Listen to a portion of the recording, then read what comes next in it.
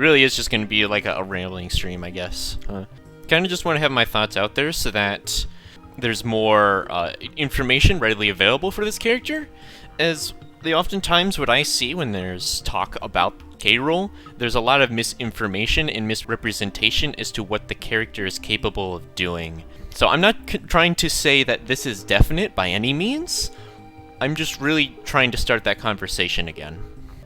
I may disagree with Master Char a good bit. Yeah. I was expecting it.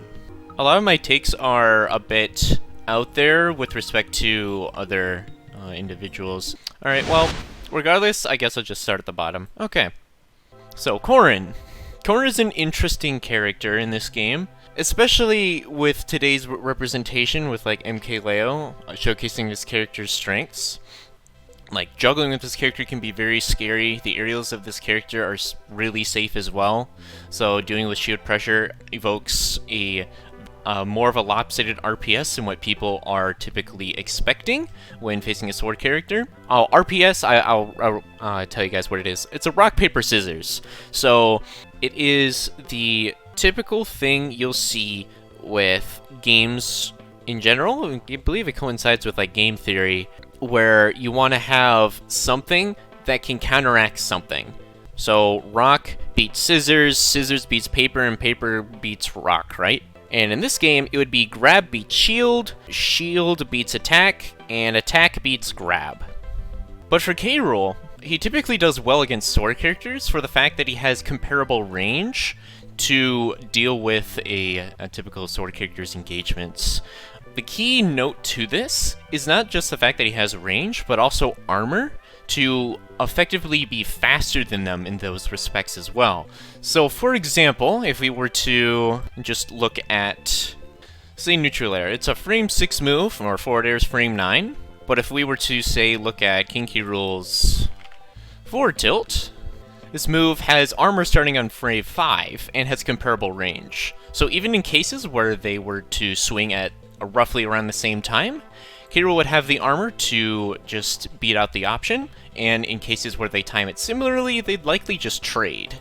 Another thing to note is that Corrin's capacity to take out stocks is fairly limited.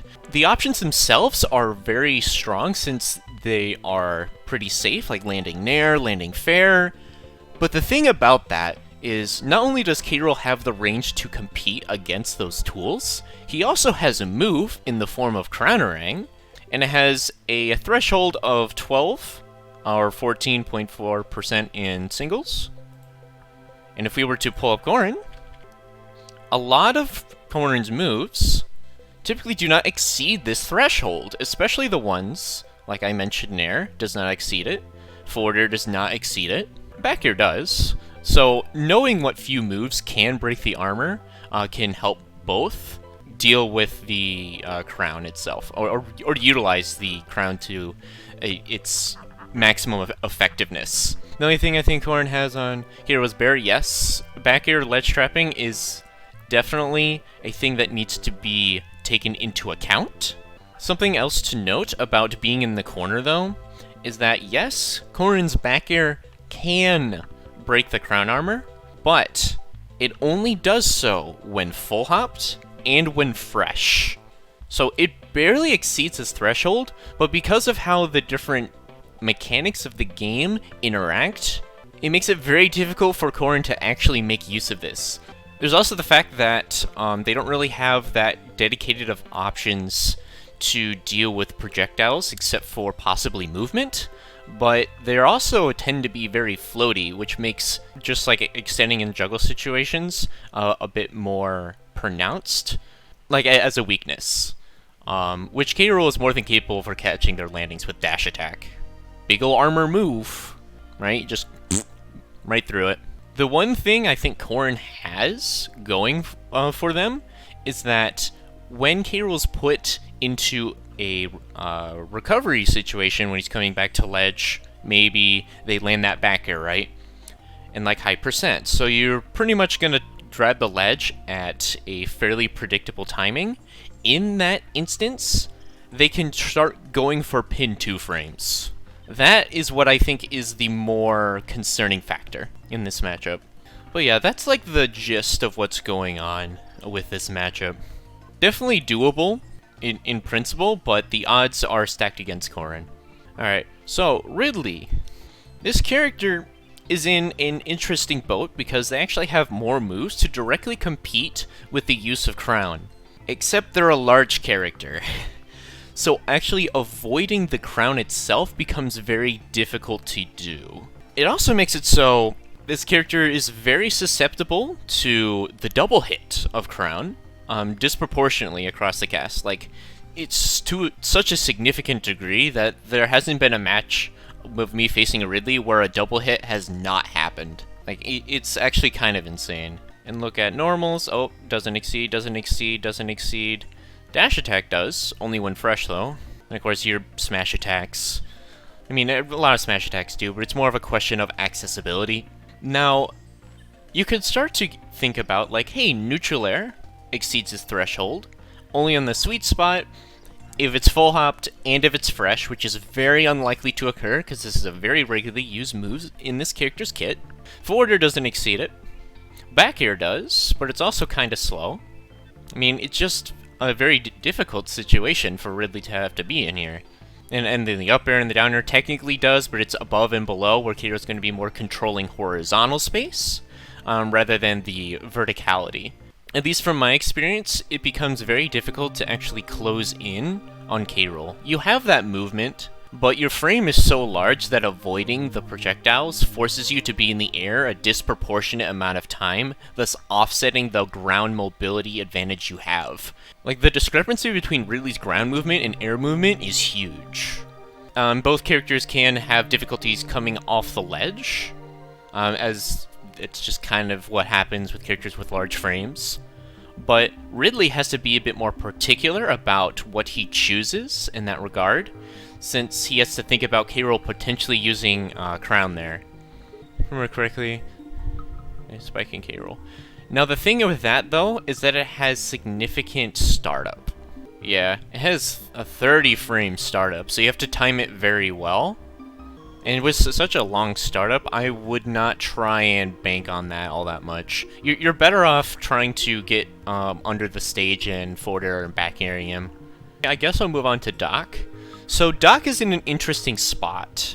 He has a reflector, right? So he typically is not that fast on the ground, so gaining leverage in the positional war may not be as directly imperative, but because of that reflector, it makes K-Roll have to think a bit more when using his projectiles, right? I might be misremembering, but I'm pretty sure the multiplier is not high enough for when a reflected crown is sent back. It does not deal enough damage.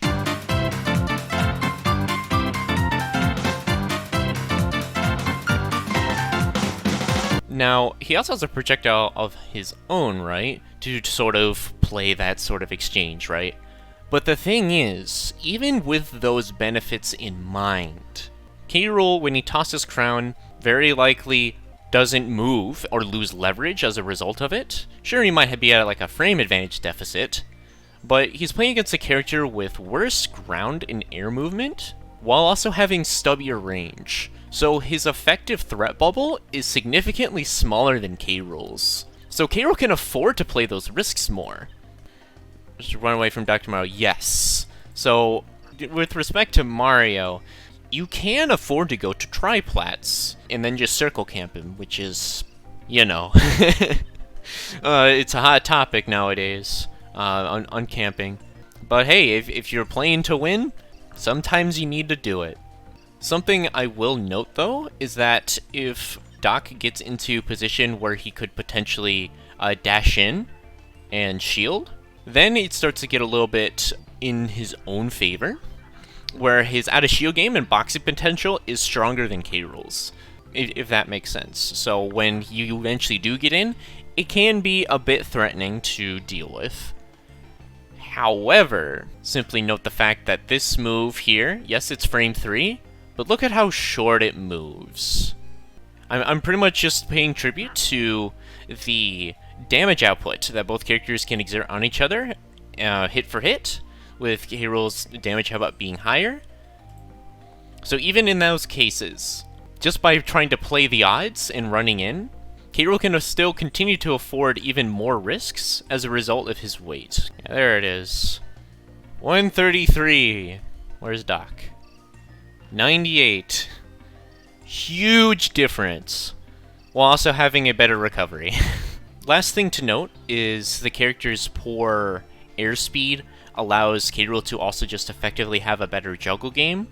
As yes, Mario can't... Dr. Mario here. Gotta remember the MD here. Technically does have a better up air and up tilt to eventually get those exchanges going, but the fact that his airspeed's so low makes the timings and regions of which he's going to be landing on the ground fairly linear. So K. Rool's strength at catching landings can be exploited well enough. Alright, Little Mac. Kind of a similar situation to Doc, where the recovery is not the greatest. All you really need is to land that one back throw and they can just die. But the character's ground game is very threatening. Their tilts and smashes can be very difficult to deal with, especially when Little Mac actually gets up onto you. Something to note, to also be a discrepancy, is that Little Mac's ground and air movement is higher than Doc's. So getting into that sort of position is not nearly as difficult. Although, because K. Rool's projectiles function as tools that force decisions, please don't zone with K. Rool. Oh, hell, I might have to make a video on that in the future. iCard or something there, when I eventually make it. But anyhow, because they can be used to force jumps, it puts Little Mac in a tough spot. Since his air game is really bad, right? I mean, I don't think anyone's gonna argue that Little Mac is not here. But there might be an argument, I don't know. Alright, your silence speaks volumes, chat. So I'm going to move on to Ganondorf.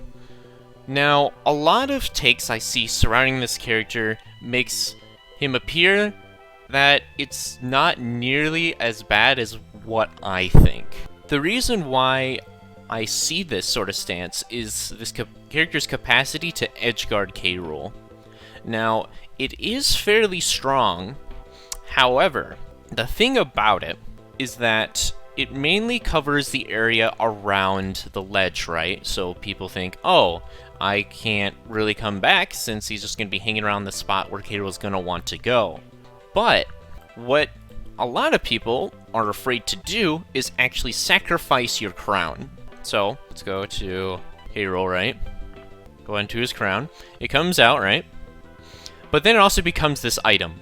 Now, it can be scary for a lot of characters to obtain this, but the fact of you tossing it out early to force him to have to be much more committal to actually going for this, where you toss it out, right, and it's below the ledge, and he's going to be forced to either tech to give him less time. You can stall out that attempt with an up air thereafter, or gut check, that works fine as well. And he either has to call it you're going to go to the ledge, or high and then latch to it. Much better situation than always doing the same recovery route, and then just getting looped, right? So, that's just me countering what I often see as an argument, right? Like, oh, hey, this character can edgeguard us pretty hard, but you can force guesses still. You just have to be willing to make sacrifices. Speaking of sacrifices, K. Rool's armor in this matchup should be used with more consideration than with the majority of characters, including the crown armor. Ganondorf has plenty of options to actually break the crown armor. I mean, if you didn't know this, then you probably have never played against the character. He has so many high damaging moves. Forward tilt breaks it, down tilt does, dash attack does, the sweet spot anyway. Of course, you got your smashes. All of his aerials do. Yeah. You really shouldn't be using that option to tank through things, but you can still use it for the area denial purposes. And the fact that the character's threat bubble is smaller allows you to use it even more so in the abuse of just K. Rool's threat bubble being larger. You just slowly gain leverage, push them back, and then make them blow up in the corner. Basically, no, you still can.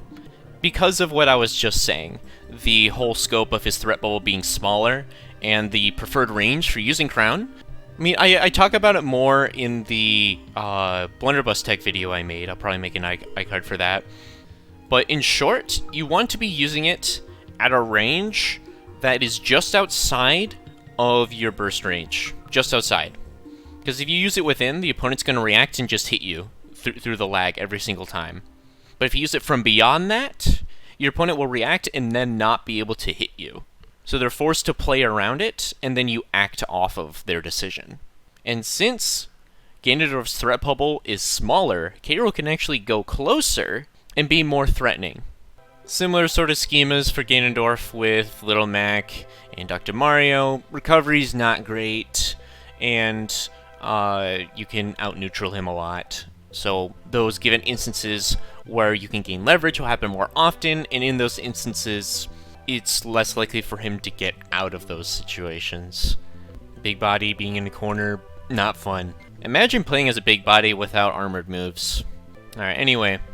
Byleth. Now, this is a similar sort of situation with Ganondorf, in that the character has a decent amount of moves that can break the crown armor, and having not great movement stats. Although they do have better range than Ganondorf. Forward tilt doesn't break it, up tilt doesn't, tilts don't.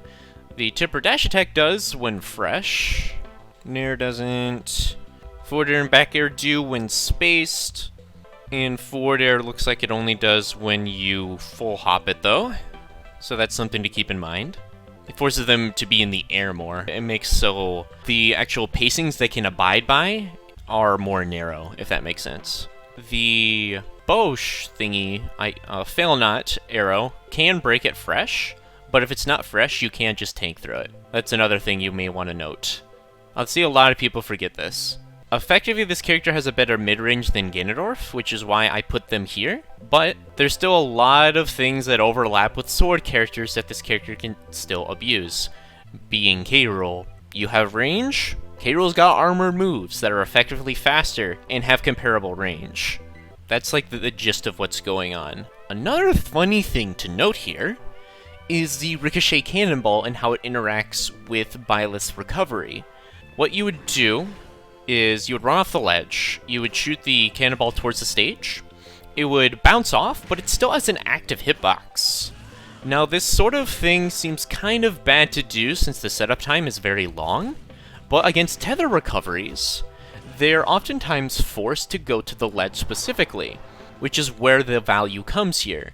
Throwing out the hitbox, especially with this character's low airspeed, they can't really come at you and swat you for doing this like 80 or so. You do it, they get stuck getting hit by it over and over again. Now, a caveat to this though is Byleth's capacity to actually try and grab you.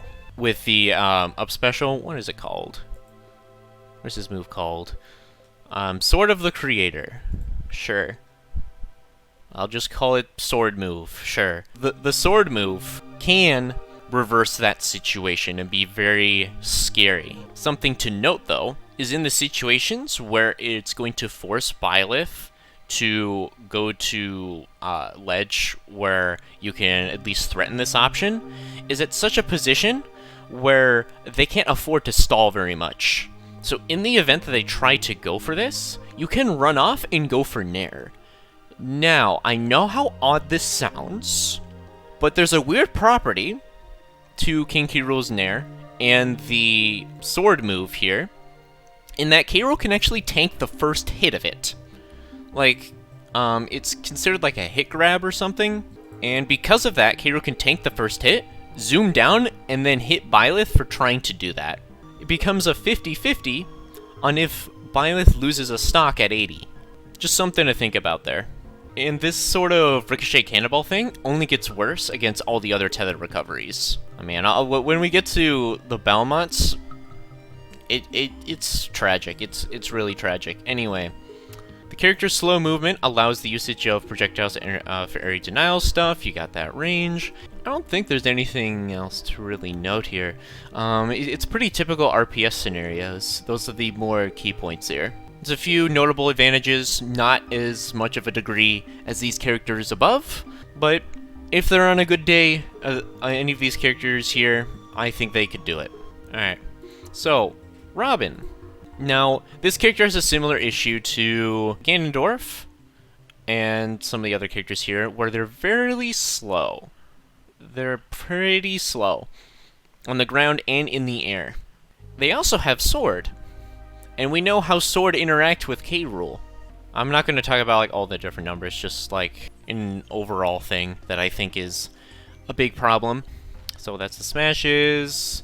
I don't think tilts break it. Yeah, no, they don't. Not even dash attack does. I'm talking about crown armor. And then we get to the aerials, where we get into numbers that can break it. But remember how this character's movement is not that great? It's a similar situation to Ganondorf, where they have more access to exceeding the damage threshold, but in order to do it, they need to be close to K. Rool, which is a bit difficult to explore with such poor movement stats. Now you may be thinking, oh, they could be trying to chip away with some of their projectiles to maybe win by like a percent advantage in force engagements that way. Now the thing about doing that is that they need to sacrifice a bunch of positioning to do so, while also throwing out projectiles, especially the Ill Thunder and Arc Thunder, that are reactable, and therefore can be reflected back, while giving K. Rool that frame advantage. Remember that thing I mentioned about Dr. Mario? This is a similar sort of thing happening here, where it becomes very valuable to have in order to force them to stop doing this. There's also the aspect that Robin's going to have to be giving up a bunch of positioning against a character that has one of the best, if not the best, turtling capacity in the game. As odd as it sounds, it's mainly due to K. Rool's armor and the range he has, so gaining leverage on him can be difficult. However, with all of these good attributes, there is something that is very scary that Robin can do better than a lot of these characters, is dealing a lot of damage, and from those exchanges, seal the deal. Ganondorf may be able to seal the deal well with a lot of his high damaging moves that can end stocks early. The thing is, his means to actually confirm into him are very, very limited. That's not the case for Robin.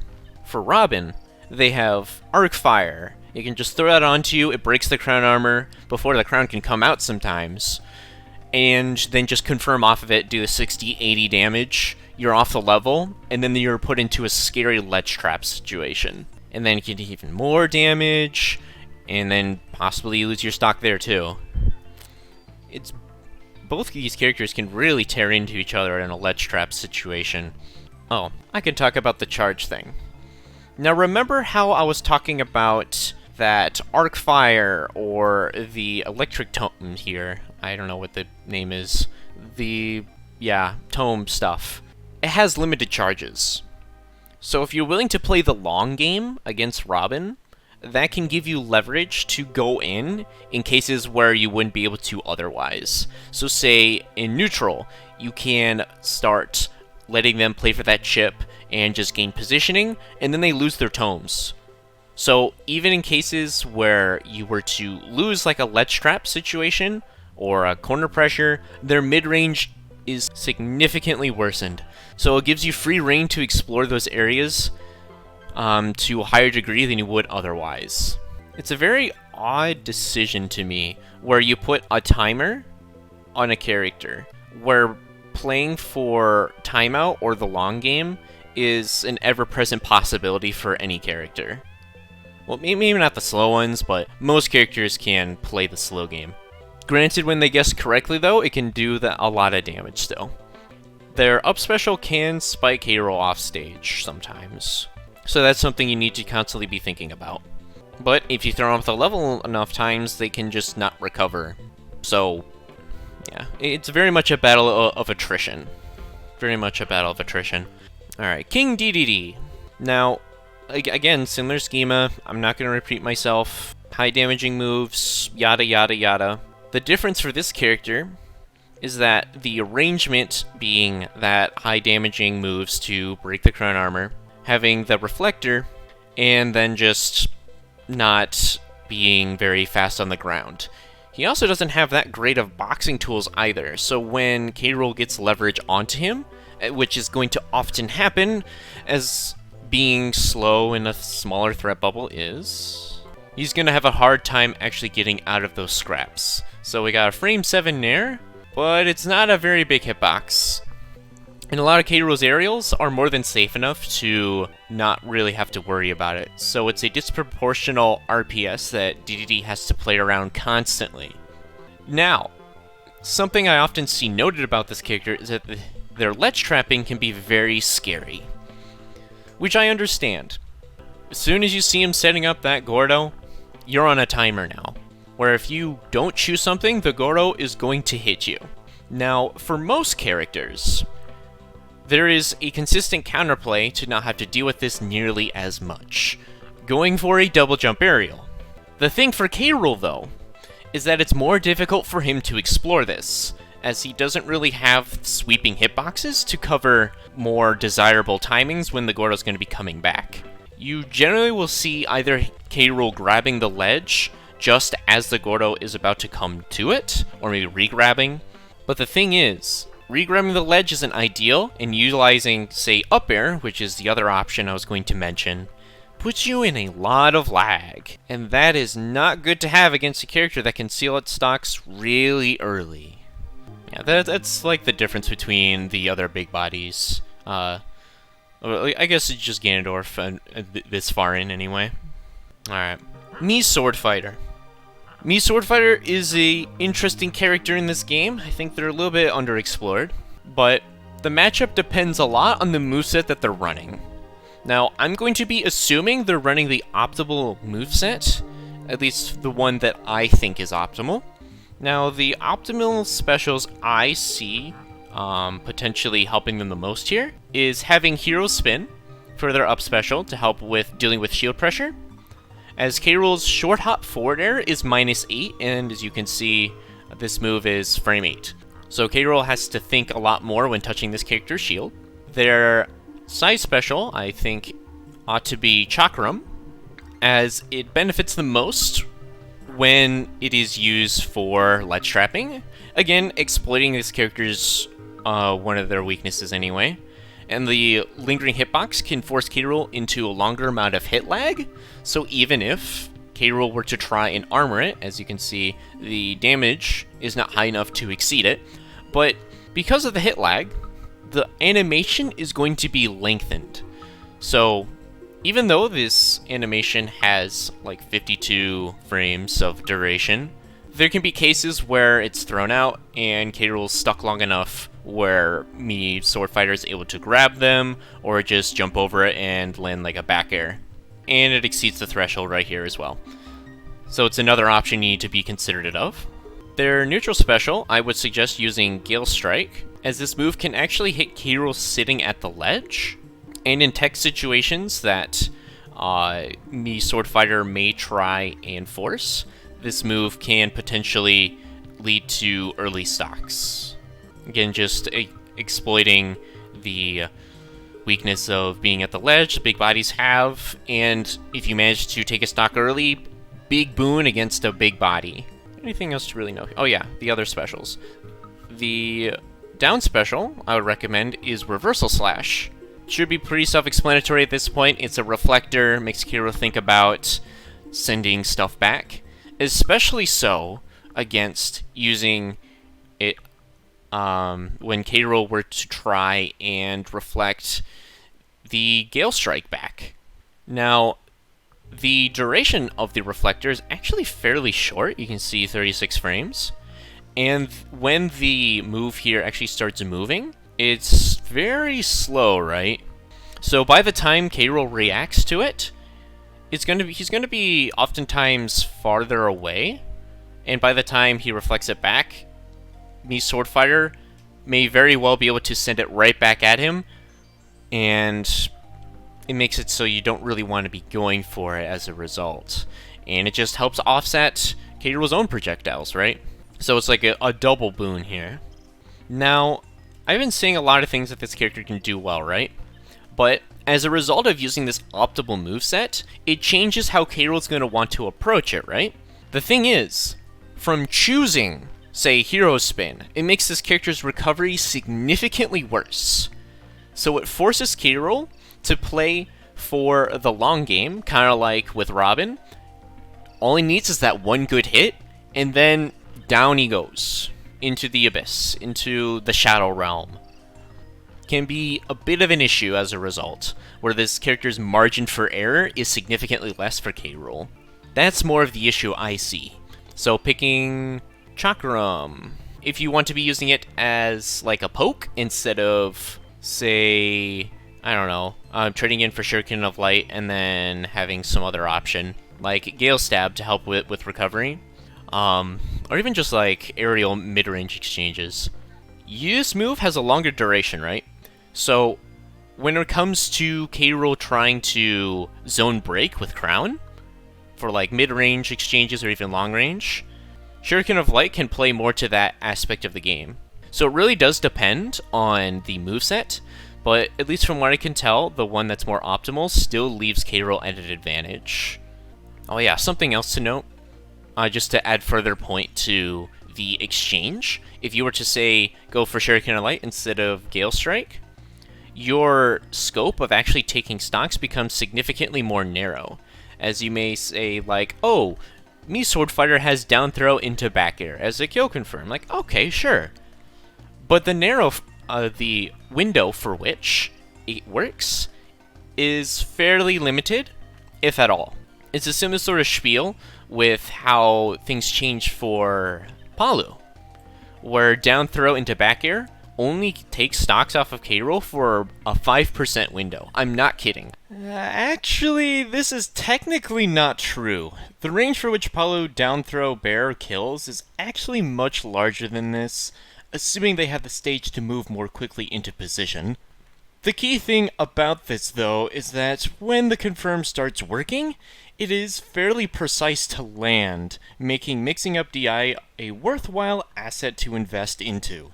Also, one can simply up to DIN until around 135%, as this is when up air starts being able to suffice on the average ceiling blast zone.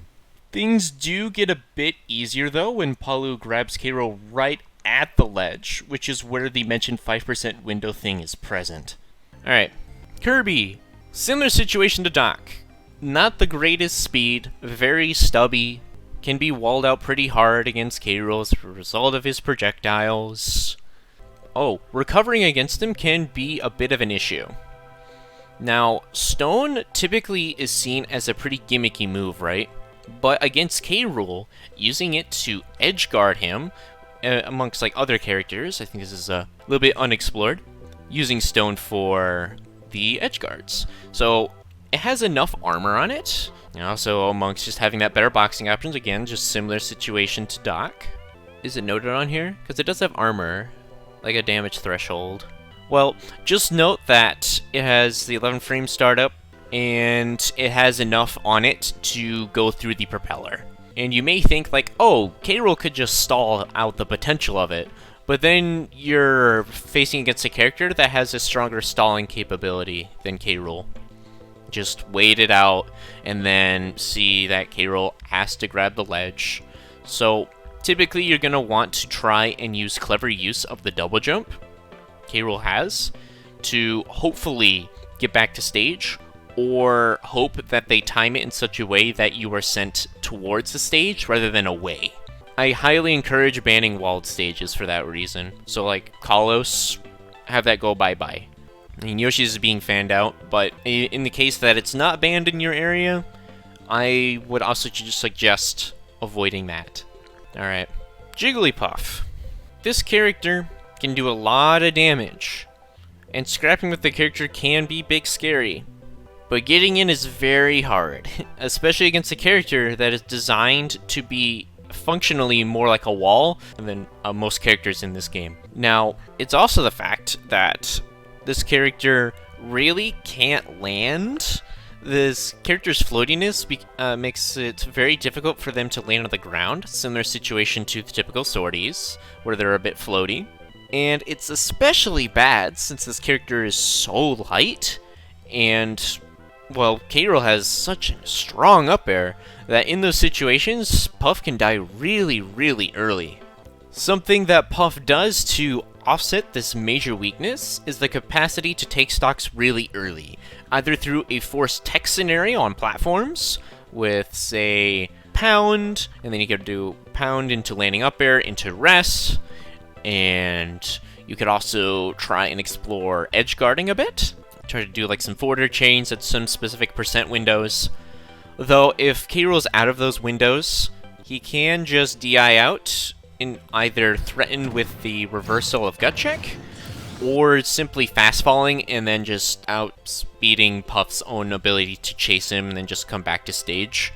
So it's something to be wary of constantly. Another thing to note is dare loops on this character. It's a 0 to death. Even if you try to SDI, if I remember correctly, you cannot escape it. So it can be very scary for overextending once and you might just die kind of ordeal. However, if you're willing to play that long game and play the game of avoid the thing, you will oftentimes win out against this character. Pit. Again, a lot of parallels with Corrin and Byleth, the whole swordie shebang, except K. Rool just flat out outranges him. Like, I'm not kidding. You know the memes of the Pits having a not accurate forward air animation? If I were to, like, pull it up here. See that hitbox? Just, like, pull it up. Yeah, you see how it's just doesn't go to the actual tip of it?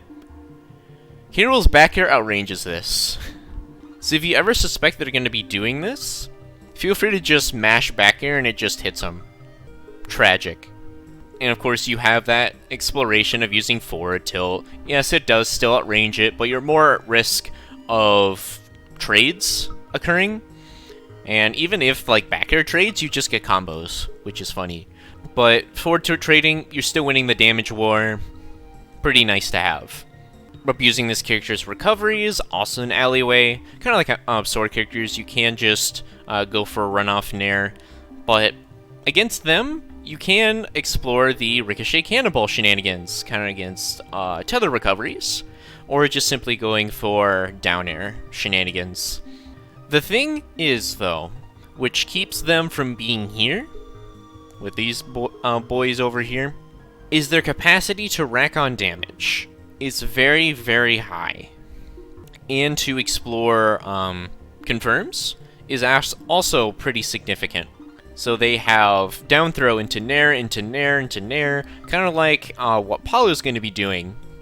Dealing a bunch of damage, and then possibly getting like some drag down mix-ups, or down throw into back air, sent really horizontally, and then it's going to be to such an extent where, like Kirby, they can stall out K. Rool's own stalling attempts, chase him down there, and go for that edge guard.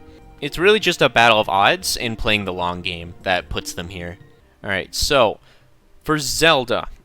Zelda has that reflector, not great movement stats, not great range, does have ample means to break the crown armor, but the thing is, this character has a teleport recovery that makes it a significant hindrance to this character, where K. Rool can just throw him off the level, wait for the teleport, and then react with a down air every single time, which can be a huge detriment. The more important thing to be wary of against this character is Phantom. Phantom is a big, scary move if you don't know how to deal with it. Now, the thing to remember about Phantom is it's a chargeable move. I have like a write-up doc of all the nuances with this move, but in short, K. Rool can utilize gut check to varying degrees as well as shielding to offset the utility that the knight has in this matchup, especially at like the ledge or even in neutral. It's essentially a worse Samus charge shot in almost every way. You could throw a projectile, and since they're mid-charge, you can tank through several charge levels of the Night Swing with the crown. And I can just like pull it up here, just give a bit of a visual. But you can take multiple charge levels of it, and if they don't even throw it out and try to wait long enough so where they can, there's going to be timings where it's just going to hit them before the knight's able to come out, and then they just do nothing and we get some free damage.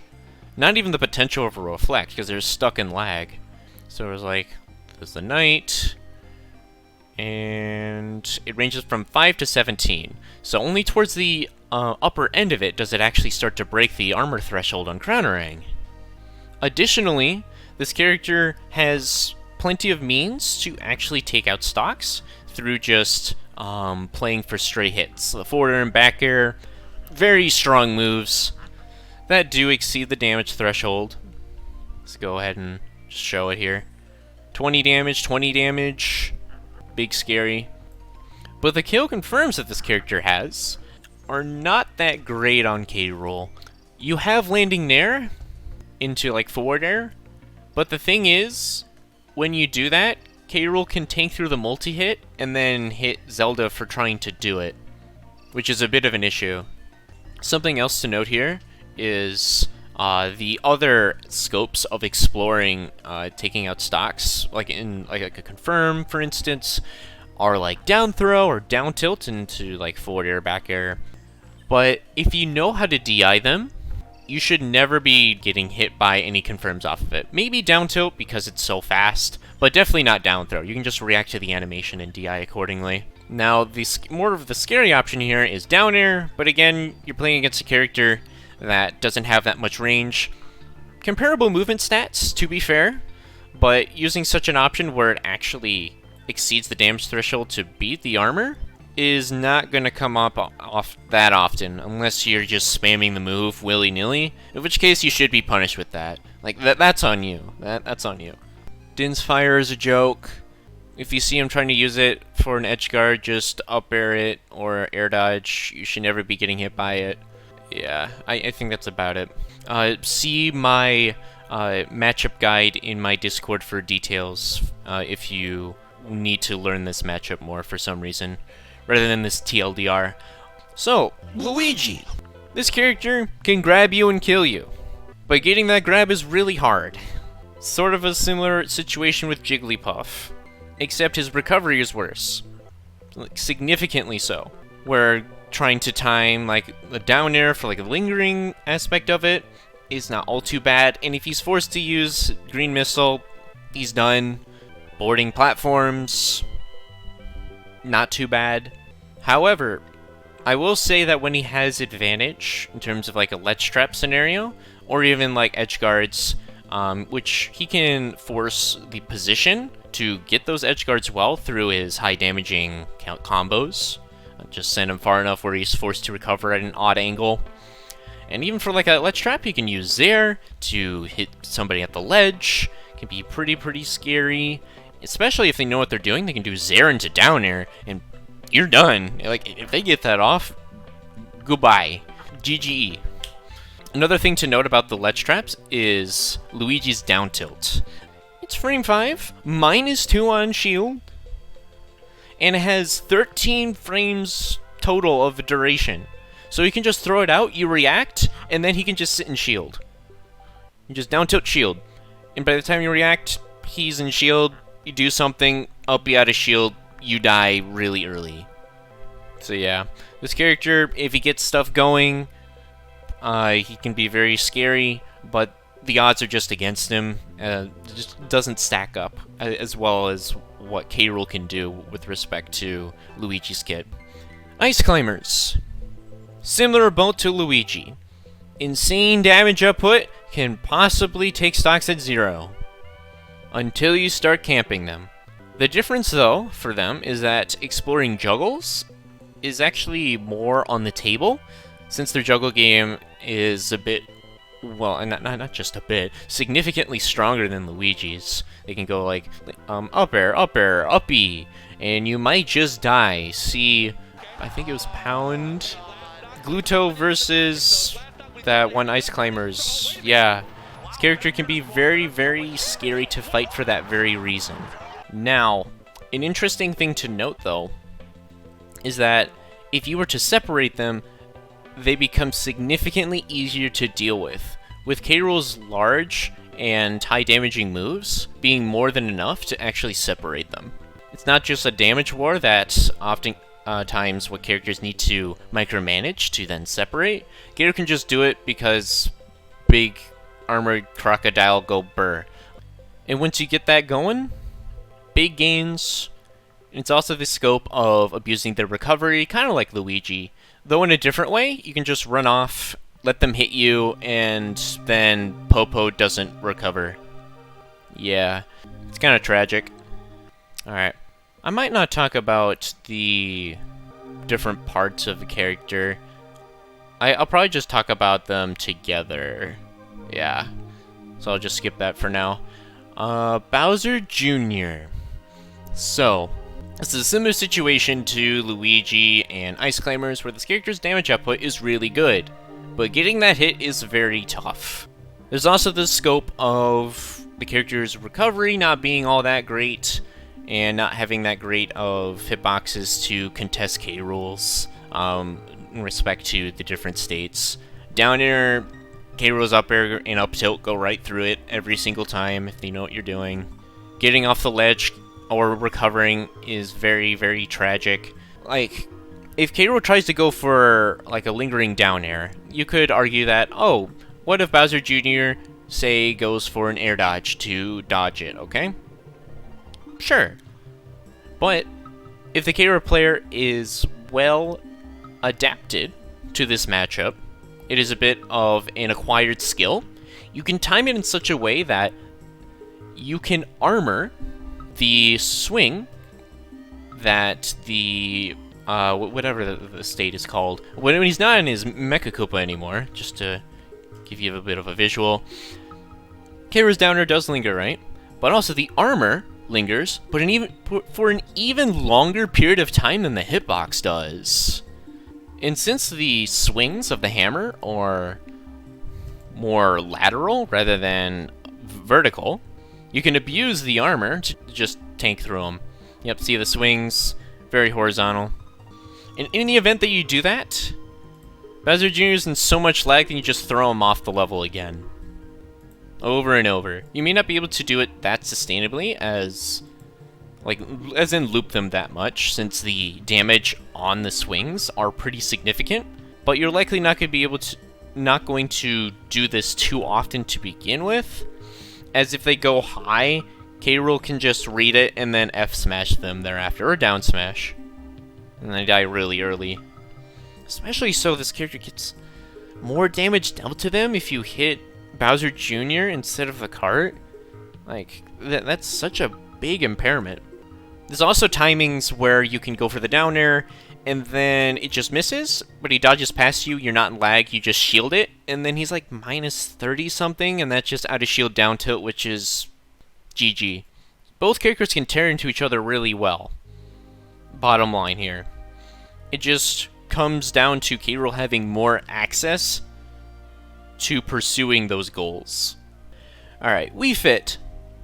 This character's damage output is really good, but their range isn't great. They have solid movement, better than K. Rool's, especially when they have deep breathing, but actually landing that hit with such awkward hitboxes is very difficult. Wow, shocker, it's like there's trends in these matchups or something.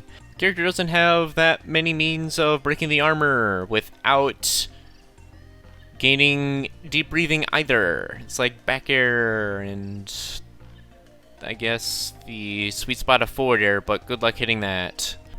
And then when they have such a movement leverage, you shouldn't be using Crown that much anyway. Especially if you know the matchup better. You're like, oh, okay, they have a lot of aspects to just explore this, so I'm just going to rely off of using my larger range to then poke at them or just force them in the corner and make them explode. About them being in the corner, Wii Fit typically likes to be there as it allows them to refresh their deep breathing, maybe get some of the Sun Salutation charge, Or set up like a soccer ball, for instance. Or isn't the move called something weird?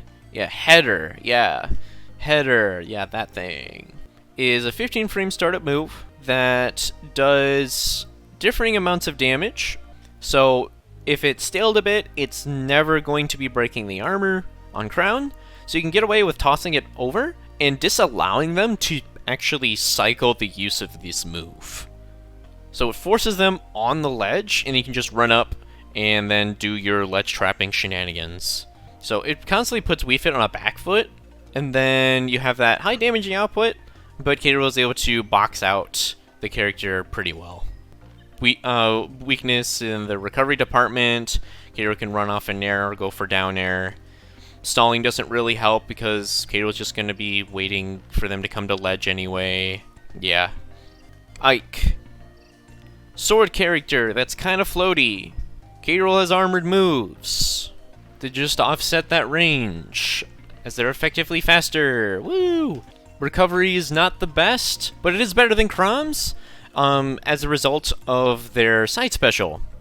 However, if you know how the move works, pull up the side special, they do have more access to breaking the crown armor. I should note that.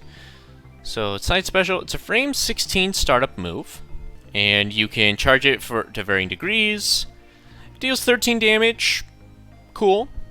That's full charge anyway. So if you were to call it out at most charges, or if it's stayed a little bit, Crown can just tank through it. So if you were to say throw off the Crown to limit recovery routes, cool. You're likely going to either force them to go to ledge, or at varying scenarios, you may be able to just hit them, and now they're in a very sticky spot.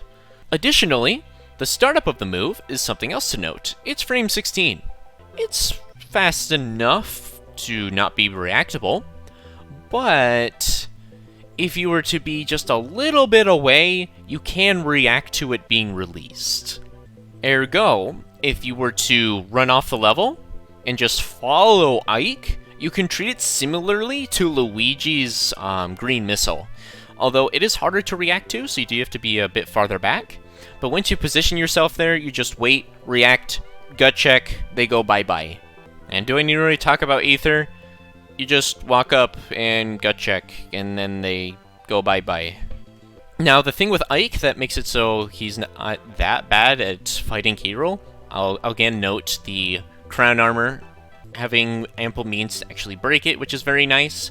He has his neutral special, Eruption, that is very good at two-framing K. Rool when he comes back to ledge, so he can explore edgeguarding K. Rool to a decent degree, although it is a bit hard to time. The hitbox is pretty sizable, though, and there's also armor on it, although I think it's just at the final charge. Oh wait, no, it's actually mid-charge works, too. Okay. Now, the real problem here is more so the charge aspect of it, where it takes a while to reach this threshold.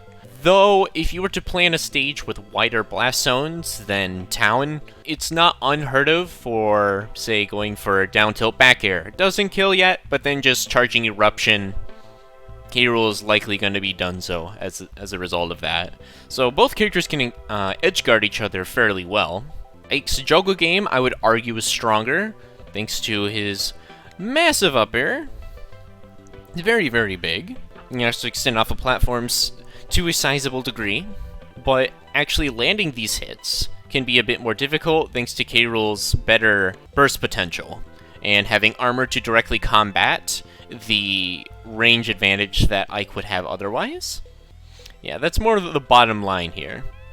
Because Dare, yeah, you can mention this, but the option is so slow, and it doesn't linger for that long either. It's just 2 frames. K. Rool's variance on where he grabs a ledge from farther out, or right under the stage, or just the timing for which he uses up special, makes this very rare to occur if you are very flexible with it.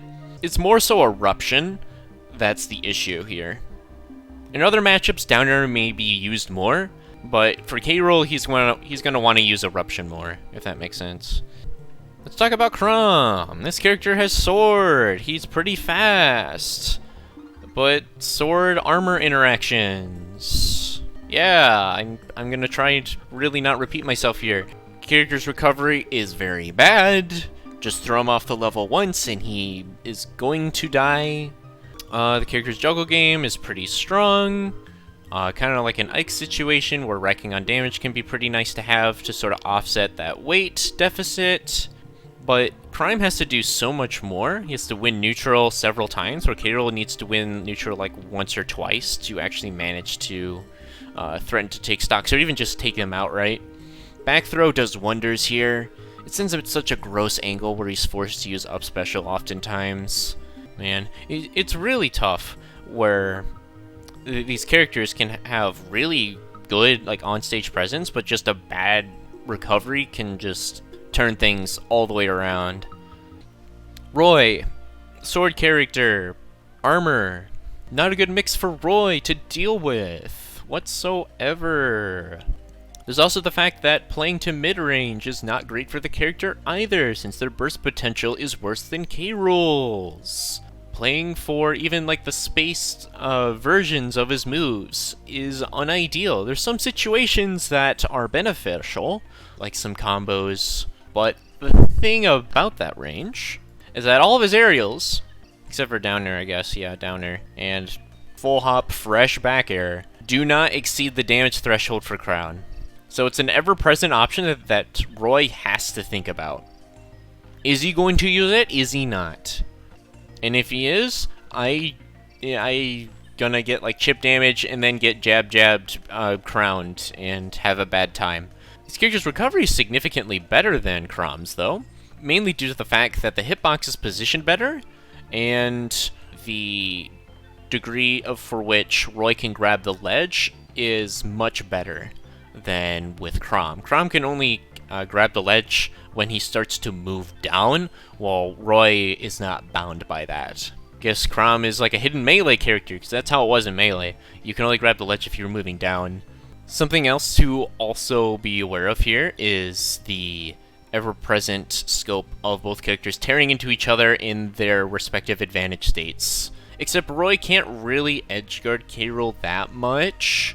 Like, sometimes he'll rack up a ton of damage, send him so far that the recovery's pretty linear, but K-Rool can just run off gut check or nair and dink him that way as well. So it's just something to keep in mind. So yes, back throw, go dummy again. Now this is a hot take here.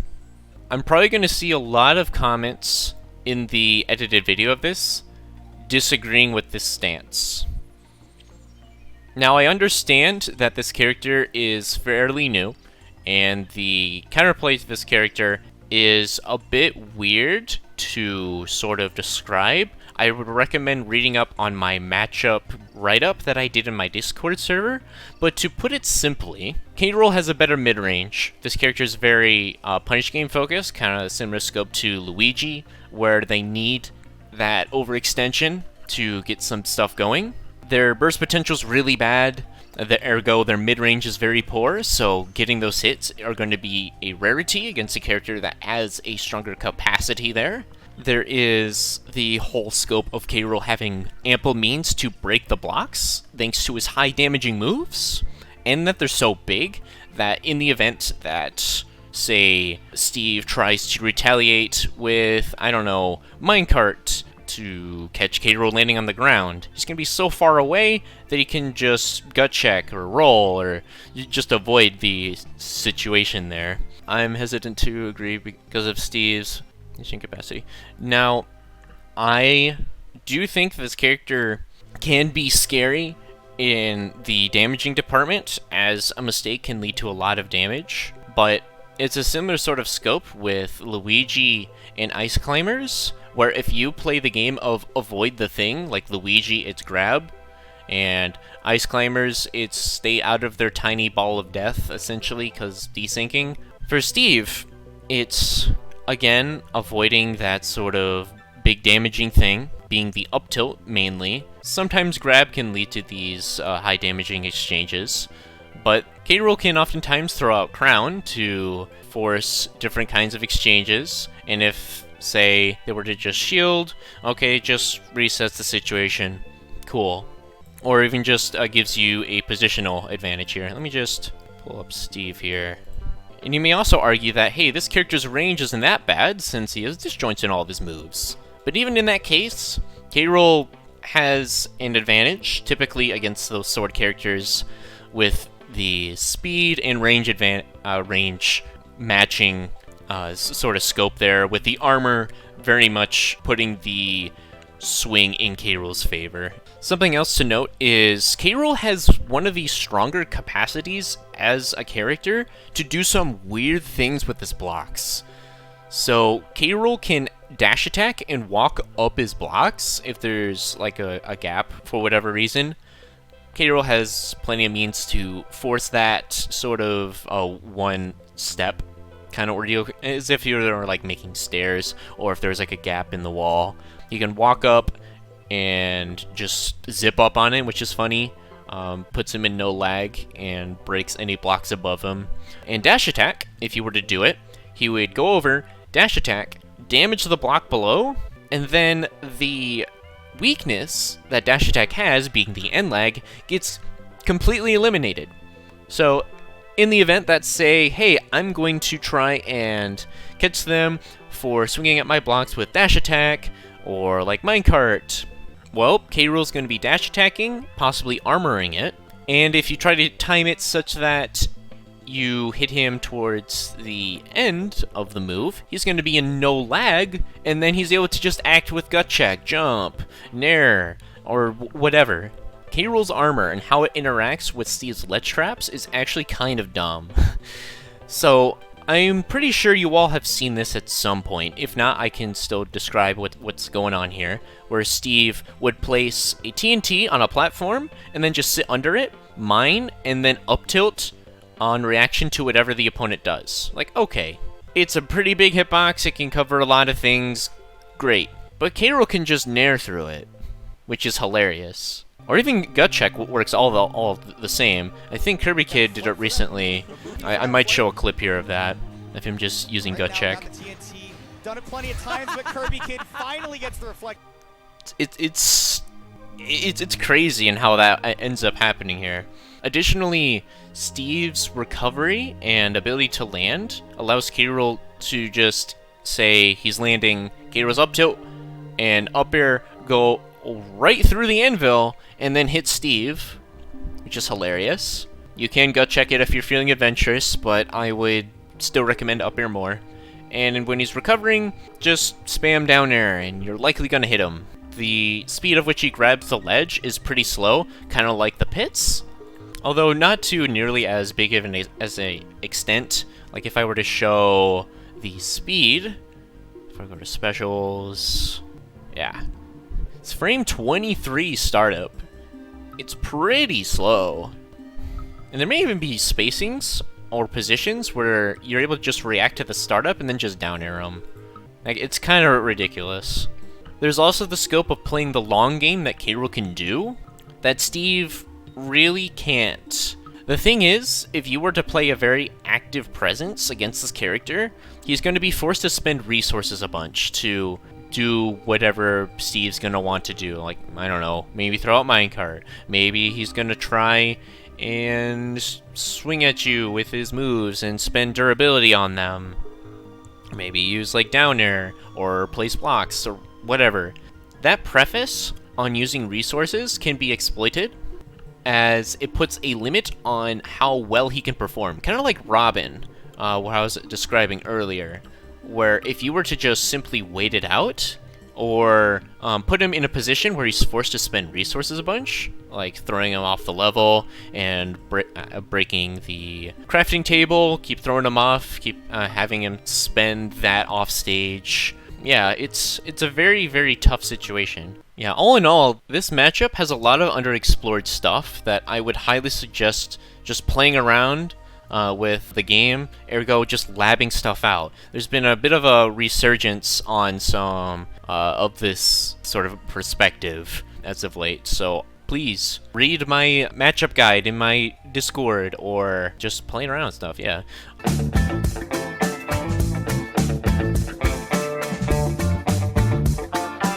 Okay, let's talk about Bowser.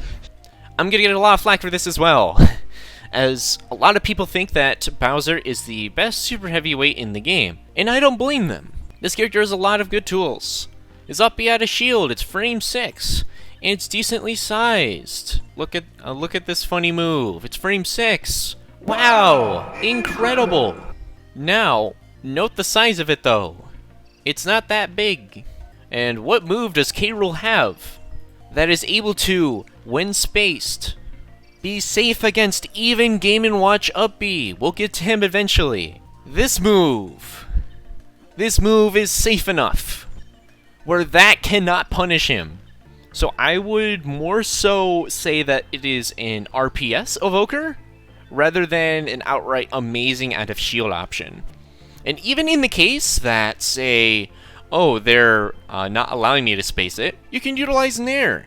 Or, like a full hop forward air to just not get upbeat, and it forces an RPS again. It's really not that great of a tool in the context of K. Rool specifically. I'll probably show a visual for this as well, just so that people see. So, we got a big forward air, spaced, we're fine. Landing there, it's safe enough, we're fine. Touching Bowser's shield just forces that RPS. We have comparable movement stats in terms of how it stacks up with each character's threat bubbles. If you were to, say, have a visual for it, I might do that here as well, just so that people understand this sort of concept better, as it relates fairly well against Bowser. K. Rool's threat bubble is very comparable, and I would argue that his aerial threat bubble is just straight up larger, if I remember correctly. I'll probably just add a note again, but as a result of those larger and comparable threat bubbles, we have a situation where K. Rool's able to match Bowser in a lot of areas in neutral, like specifically mid-range, I should say, and like long range is also pretty comparable, the movement and whatnot. And then we have the forward airs that are similarly safe on block, and they have similar startup, though something to note here is that the start of the move starts above Bowser. As you can see, it starts above him. So in exchanges where you're using them at like similar timings, you could either trade or just snuff out Bowser before he hits you, which is funny. Another thing to note here is that K. Rool has ample means to exploit Bowser's recovery.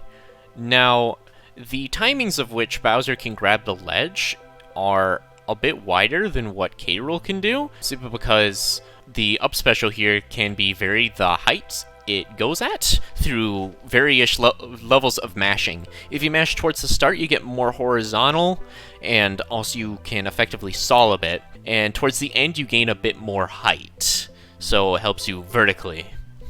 It's an interesting mechanic going on. Although, he's still more so forced to grab the ledge from my experience. So if you were to, say, play for going for 2 frames with down air, he kind of gets stuck. What's back air? Yep, back air spaced works.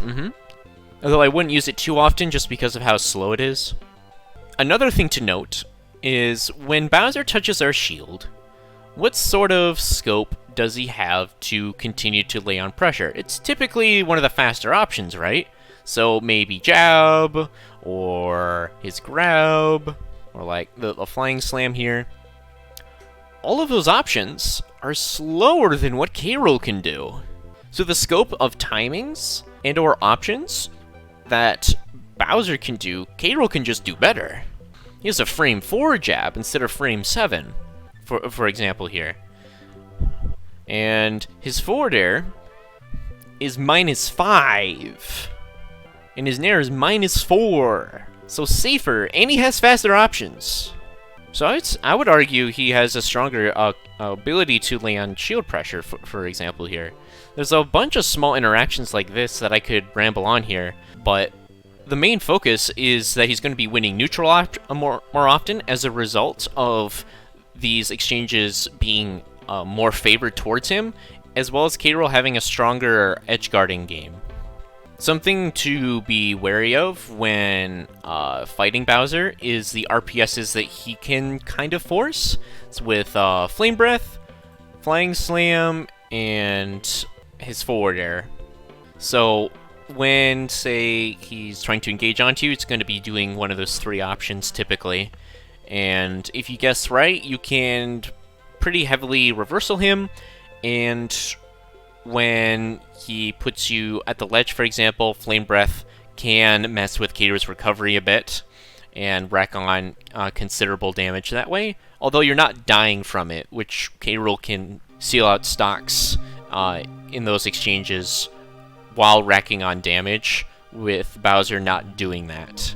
Oh yeah, another thing to note is when Bowser does like 2-framing attempts with forward tilt, down on the forward tilt, it's very susceptible to K. Rool just going up and snagging him, and then forcing him in hit lag, where he's not going to be able to land the 2-frame. So Bowser's only option for 2-framing K. Rool is to specifically time a down air, which could end with him SDing, or using that Flame Breath. Alright, DK. Now, this character has a similar situation to Bowser, where K. Rool has a stronger neutral, although I do think DK's neutral has a bit more going for it.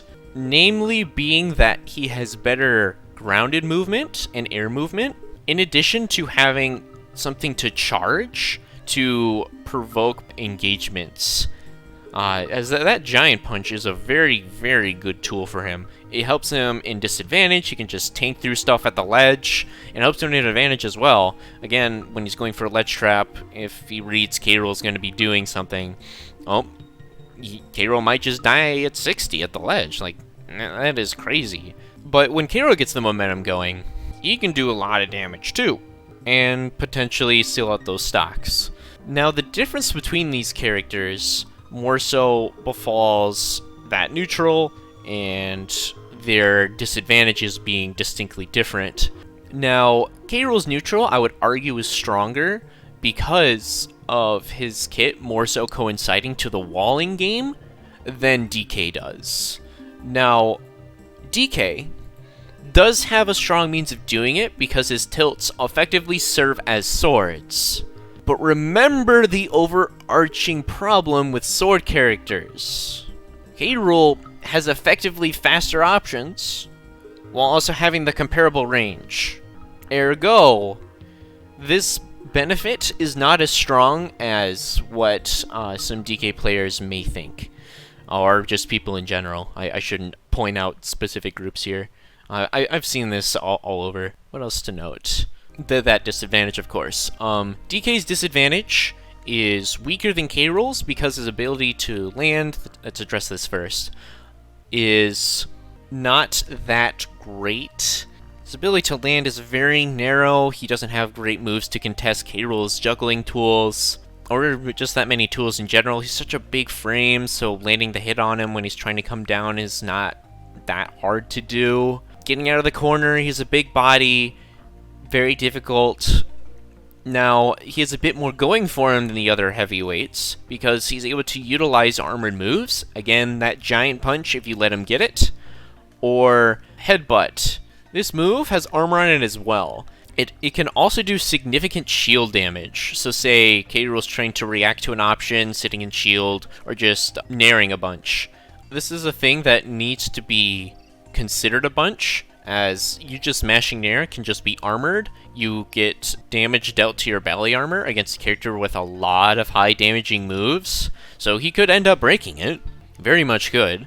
And there's the whole scope of you just sitting at shield, sitting at ledge with shield, allowing him to just break it and then reversal you hard that way. So typically you're going to see K. Rool sitting at roll distance rather than sitting at ledge with nair, so he has to be a bit more precise about it when ledge trapping. Now this weakens it a bit, but not by a huge margin, I would argue. DK advantage carries him. Yes, it is very good. If he puts K. Rool in disadvantage, can really, really mess him up.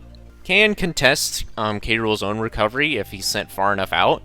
Although, because K. Rool's up air functions the way it does in his kit, and the fact that K. Rool can afford to go lower off stage than DK, it allows K. Rool to oftentimes come back So it's not that huge of a deficit most of the time, unless you allow him to go to, say, Town or Yoshi's. I don't know why you're letting him go to Yoshi's, but in the event that you do, this stretch of the game is far less explorable than it would be in other stages. I actually have this little thing pulled up here. So this is like Battlefield. If I were to put up Town. Oh wait, Battlefield? There. So now we have the blast zone differences. The orange is Battlefield and blue is Town. You can see the higher bottom blast zone here. And also closer side blast zones. It's just something that needs to be considered here. Oh yeah, DKO also exists. So be very careful about sitting in shield. He can just grab you and then you not have a good time. Alright. Wolf. This is an interesting take, I would say. It's a similar situation to DK, where we have ample means to play neutral just fine, while having more realms to explore in advantage state than Wolf does against us. His Jogo game is very good against us. He can throw us up, get that up air, fall down, and then just shield whatever we do. And that just means we get put into more juggles, landing up air, back air. Eey, lots of damage. The thing is, though, with respect to, say, the advantage states, ledge trapping and edge guarding, I would argue K. Rool does better. The thing about that is K. Rool's range is larger while also having armored moves, so contesting the options is less on the table than Wolf would like, despite his Nair just being amazing. There's also the realm of recovering that is a big ask, kind of a similar situation to Roy. They're very comparable with their ability to recover, of which K. Rool can just run off, Nair, goodbye, and if he wants to with gut check, that also works pretty well. Down angle forward tilt also works wonders here. Anything else to know? Oh yeah, edge guarding. In regards to edge guarding, I would say K. Rool is able to do that run off Nair right, and for Wolf specifically, his ability to extend off stage is a similar sort of boat to DK, where yes, if he gets it going, you can just explode off there with just him running off, going under the stage, and back airing. But K. Rool can just stall it out, go so low that Wolf cannot chase him, and then go up to a degree where he could very much SD for trying to go for that. I guess I can talk about neutral a bit more. Neutral against Wolf is, I would say, K. Rool favored. I know it's odd to say this, but let's go ahead and look at stats for instance. I already know that Wolf's airspeed and acceleration is better than K. Rool's, but let's go ahead and look at the other attributes of this character. Dash and run speed. Let's go search for K. Rool. K. Rool's 0.93. Let's go to Wolf, and it's 2.09. So they're very similar values. However, K. Rool has a significant range advantage, while also having a higher damage hit for hit. So playing the poking game is very much on the table. Another thing to note is the weight difference, which further emphasizes this utility. Wolf's laser is not all that great in this matchup, since K. Rool can just armor through it, as well as reflect it back. K. Rool has great means of anti-airing still. So even with the argument of Wolf having better air movement, his accessibility to explore it is stunted through K. Rool's up tilt. It's one of the big things with the move is all of its niches. This move is frame 5, it lingers, it's disjointed, and it's big. Goes right through his Nair and forward air. And the duration on the move isn't actually that long. Now, if you were to, say, compare it to, say, the jump arc, you see it's around 30, right? 30, 40. These are numbers very similar to the duration of K. Rool's up tilt. Now, the damage difference is definitely in Wolf's favor, as when he's correct, he gets a lot of that damage right. But K. Rool can force different decisions out of Wolf as a result of Up Tilt's niche here, with it being a very comparable duration to Wolf's jump arc, and the duration of it, covering that space pretty well, forcing him to think there. So it's not just a win there, and just even more reasons for Wolf not having that significant of a degree of advantage here. Now, he does have range, but K. Rool's range is larger. Again, even if it's like a sword sort of range. It's frame 8, this forward tilt, and it's a big move, sure, but it's slower than K. Rool's forward tilt, effectively. And it's less safe. And it's smaller. Down tilt, it's effectively the same frame as forward tilt. And it is slightly safer, but it's also smaller. About forward air. It's a big move, but up tilt is disjointed, so it goes through it. Forward tilt has more range as well, with it also effectively being faster. The act of jumping is in and of itself a commitment that people don't think about.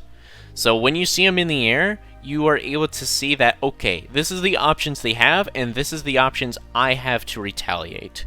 That simple RPS kind of ordeal. They can, of course, drift away and call you out for swinging, but K. Rool does have the means to play to this just fine. And there's a whole scope of K. Rool himself trying to go for those landing aerials. And what does Wolf have in response? An up tilt that's slower and has a smaller hitbox than K. Rool's up tilt. And K. Rool's forward air outranges it because it only actually hits right above him, right? Yeah, it only hits like right here. And K. Rool's nair can go right through it as well. When, say, Wolf tries to nair, K. Rool's up tilt will go right through it. It's a bunch of small things here. I could go on and on about. The reflector doesn't come into play all that much since you're going to be playing into grounded movement anyway. The movement stats are too comparable, as well as having that reflector to use K. Rool's projectiles all that much. You can still use them, just not as much. You have to think about it more. Bottom line is what I'm trying to say here is that you can make do without them just fine, though they are still useful if you do plan on using them. Alright. Ken! Similar situation. Steve, or like Luigi, or Ice Climbers. Not that great of accessibility to getting that high damage stuff going on. So, K. Rool can force a game of playing for stray hits, as well as the anti-airing game, as Ken might want to jump in and go for like landing nair into down tilt, imagination. Got the up tilt to do whatever anti-airing means you need, right there.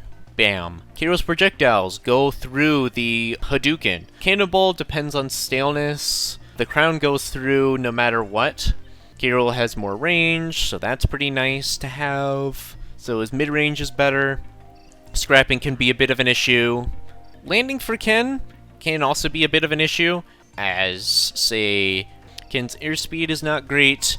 He can utilize, say, focus, but if you see it, or predict it's going to happen, you can instead try to cover the ground with a projectile, and then sit at a position where if he were to, say, try to dash in after the projectile hits him, you would be able to jab or go for the inhale if you're using like blunderbuss. Ken does have a decent ground speed, so it does allow him to sometimes get those engagements a bit more often than some of the other quote-unquote touch of death characters I sort of coin the term as, but we'll get to some of the others down here. But I do not think that it is enough to overcome their disadvantage. Ken, Ryu, and like these other two here, Terry and Kazuya, have a underlying recovery issue as well, with K. Rool being able to exploit that very well with his nair and down air. They're just amazing moves. If you don't use K. Rool's down air all that much, please use it a lot. I see too many people not touch the move all that much. And please use nair. Please use forward air. All of his moves are great. Maybe not forward smash. But yeah, let's talk about Ryu a bit more. I would consider Ryu harder to play against than Ken. because he can afford to play the hit-for-hit game more. So playing for those smaller hits.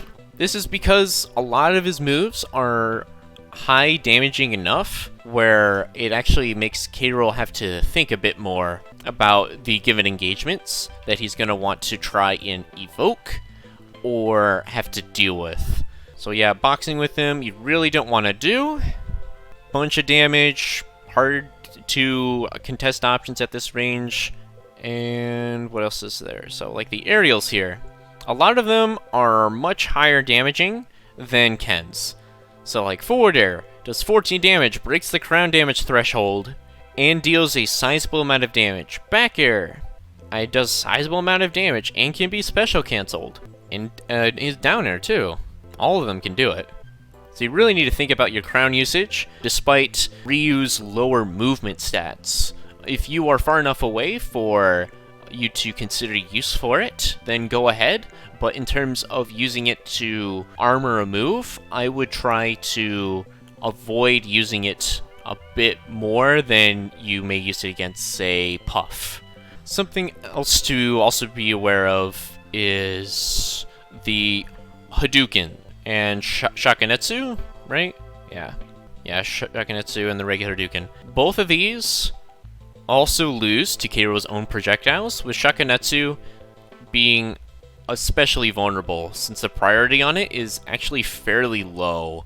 Even fresh of both projectiles, K. Rool's Blunderbuster will go right through, and then you have frame advantage and positional advantage, and yeah, doing K. Rool things thanks to area denial. Woo!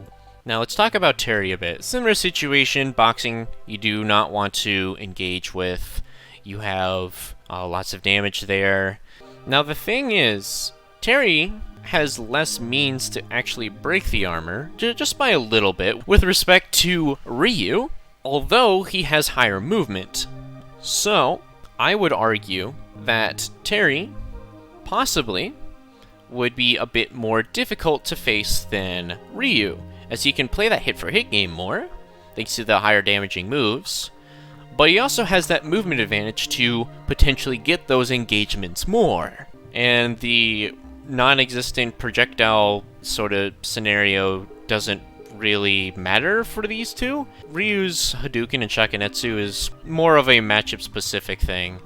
I guess I should phrase it as it's not effective against K. Rool, but it is against other characters to a different degree. And the weakness of Terry having a weaker projectile will not come into play as a result. He also has the stronger means to actually confirm stocks from exchanges like Ryu, while having more ample means to explore it. But he still has those weaknesses of his recovery being exploitable, although to a different degree, namely because his up special, being Rising Tackle, does not snap ledge. You then are able to go for like certain down air timings or just sitting at ledge and shielding to catch them trying to go high. Down angled forward tilt also does wonders here. Down tilt can work too, but you're going to generally use down angled forward tilt. You can also just go for the typical Nair Gimps as exploded recoveries go if you feel so inclined. And you also have the range deficit. I don't know if I've already said this, but I guess I'll just reiterate. That range deficit can be a significant hindrance to close the distance, so you aren't, as a K. Rool player, you aren't going to be utilizing projectiles nearly as much, and more so relying on movement, and the presence you can exert through such movement, coupled with your range and armor, to force him to play to your game more than he can onto you. You have to be careful though, otherwise you're going to explode. Similar spiel with Kazuya. The difference for this character is that he has a more dependable means to actually take stocks at 0 with electric combos. The thing about that though is that if K. Rool were to commit to turtling, ergo playing for the positional advantages that he does have already, instead of being a wall, you can play with the positioning you have to either move yourself back and not die at 0 as a result of him landing one electric by DIing off the stage when you put yourself close to it, or even just putting yourself on a platform, or just simply abusing the fact that K. Rool's armored moves can tank electric wind. You're invincible during this, it's frame 8, but by the time he swings, he no longer has full body invulnerability, and you can just forward tilt, and then bop him, put him in disadvantage, and then make him cry, because his disadvantage is pretty buns. You can wait, or be a bit more passive in your playing for the long game, kind of similar spiel with some of the other characters here. We're approaching this sort of schema, allows you to gain leverage that you may not otherwise have, and then make your opponent have a significant disadvantage. Now, it is difficult to explore this ideally perfect world, which is why I don't think it is this degree of a significant advantage, like the 60-40. I guess back throw does wonders. Yeah, sure. I'll end it with that. Incineroar! Poorer movement stats. Less range than K. Rool. Very much worse threat bubble as a result. Playing for those hits in order to get a lot of damage are few and far between if you're willing to play the patience game. Now, utilizing projectiles is a bit of an interesting situation here. One may think that throwing them out can allow Incineroar to gain charges fairly easily. However, there are spacings where you can throw it out and then follow up on it. See my original K. Rool guide for details on that, but there are spacings where you can throw out, say, Cannonball, and then run up behind it, and he tries to go for a charge. You can go for dash attack or dash grab to either time it in such a way that you grab him after the trigger hitbox comes out. Like, whenever he gains a charge, there is a hitbox in his counter, Revenge, and you can just wait it out enough, as it doesn't really last for that long. Yeah, it only lingers for 2 frames, and you can see this big gap here. And then you just snag him when he's no longer invulnerable, or just dash attack through it to either knock him off stage, or just flat out take the revenge away from him for trying to get it. Otherwise, you can play into the positional dependent decisions that they may evoke through just throwing it out, that forced decision, either through that jump or the revenge, to get your desired advantage state. Again, I don't think it's nearly as bad of a matchup for Incineroar than, say, for Ganondorf, because the reward he gets for being correct is higher than, say, Ganondorf, while also having a better disadvantage state. So, say, like, for a juggle, Incineroar can occasionally go for revenge. In those instances, if you aren't opting to, say, cover landings more, and even then, you can throw it out, and even then, you're at a point where he has charge, and that could be big scary, as that high damaging move he's going to throw out can help offset the weight discrepancy that the characters have. It's not even that large. His juggle game's pretty good. He's got down tilt, up air. If you give him platforms, he can extend off of it pretty well. But if you, say, get a significant advantage on, like, wider stages, you can play a very turtling focused game, kind of like Kazuya, wait for him to engage, and then just throw him off the level with a back throw. Alright, so, Link. This character has a bunch of good tools, but crown go dummy. A lot of his mid-range is composed of a similar sort of approach that K. Rool does, where, say, like, forward air is trying to, like, poke with it, or neutral air is trying to do that to get some exchanges, landing a neutral air into grab, into something, or just landing nair into bomb. But all of these sort of options, at least most of them, like back air, neutral air, maybe not forward air, but his jab, his Down tilt, you armor it. Up tilt, you armor it. Forward tilt, you do if it's not stale, but it's also pretty slow. So you're going to be using forward tilt a pretty good amount of time when he can use this anyway. It's also the fact that Crown is able to tank through all of his projectiles. So at best, a lot of the time, he's either going to get an overextension to get some exchanges off of the initial startup of it, because it's 27, and K. Rool's startup on his Crown is a pretty comparable number, except when he tosses it out, he doesn't flinch. Ergo, get that frame advantage, and forces more decisions, forces him back. You don't really care about the chip as a result, and then just make him explode in the corner. I guess I can talk about Bomb a bit. Bomb is an interesting tool here. It can do a lot of funky things. Say, for example, you can throw it down at the ledge, and it can cover a bunch of ledge options. But about doing that, K. Rool can utilize his up air to grab it, or he can up air and armor through it if Link is trying to hit him with it. Even goes for an edge guarding situation. There's also the fact that K. Rool can recover, and when he does, he has that hitbox on his recovery, right? The propeller pack. This is a disjoint that whenever it hits the bomb or any hitbox, actually sends it away. Ergo, this sort of approach forces Link to use it after the fact K. Rool already grabs the ledge. And at that point, it's not going to give Link that much of a frame advantage to utilize his other stronger approaches to ledge trapping. K. Rool can really just bludgeon himself through a lot of things. Kind of just the overall issue with sword characters. It's just that Link has projectiles to play that chip game a bit more, and there's also the fact that when each characters are in a scrapping situation on each other, they really can't deal with it. So Z-drop bomb, nair shenanigans that Link can do, K. Rool kind of just cries and hopes that you make a mistake. And similar thing with Link, when K. Rool touches his shield, although Link gets more reward on average, simply because the pressure that he does with nair bomb, blah blah blah blah, is just immensely larger.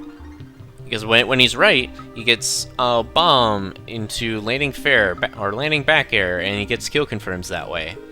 So he gets into a situation where he wants to scrap with you a bunch.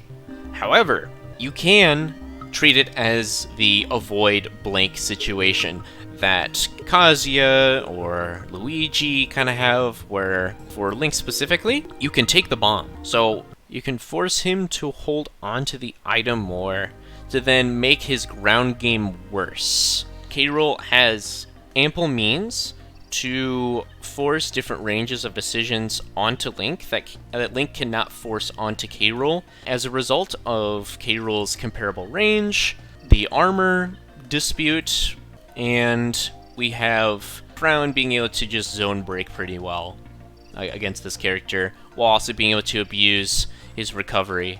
Bomb makes it a bit tricky in that regard, as he can go to different angles and such, but if you ever see him trying to set it up, going for our own funky ledge traps ourselves with Crown trumping is a consideration. So you can set that up and then cover every ledge option at once and then make him cry that way. Alright, Pac-man. Pac-man is an interesting case as well. There's a lot of similar overlap with Link, where if you were to be put into like a scrapping situation with his item, can be unideal. They also have comparable boxing options plainly, although Link doesn't have that sort of situation going on. You know, I'll start with K. Rool. He's got frame 4 jab, you have 12 up tilt, effectively 5. Up tilt is frame 5, that's pretty fast. Dash attack frame 7. Now let's go to Pac-Man. Frame 4 jab. Frame 5 F tilt, but it's stubby. And it's less range, it's effectively the same speed. More of the important things to note here. I mean, it's effectively safer because of the range. K. Rool's up tilt is frame 5. This is frame 7, and it's a bad move, so we're not going to talk about it. Down tilt. This move is pretty fast, and it's okay. Safety, you don't really see it used all that much. It's more so dash attack, which is frame 10. Not that different in terms of speed. What I'm getting at here is the character's threat bubble in terms of normals are fairly comparable. Pac-Man's airspeed's higher, to sort of level the sort of air presence that they can have over each other. Pretty sure K. Rool's is still larger in the air though. You also have the whole ordeal of the items that you have to be thinking about. All of them have different knockback angles. I won't talk about all of them, but key thing to note is if you ever manage to take it, which can be forced in some scenarios, as Pac-Man gets more access from it, from throwing it, rather than Z-drop, unlike Link.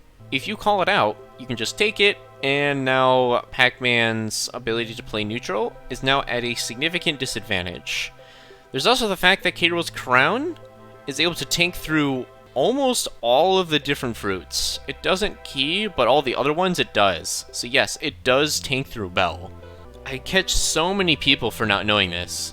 I just toss crown when I think they're going to toss the bell. I armor it, I take it, and then I take a stock with it, which is just hilarious. It's always something to think about here. Another thing to note is how Hydrant interacts. So it's a weird situation, kind of like with Steve, where K. Rool has a specific thing that allows him to deal with this move a bit better.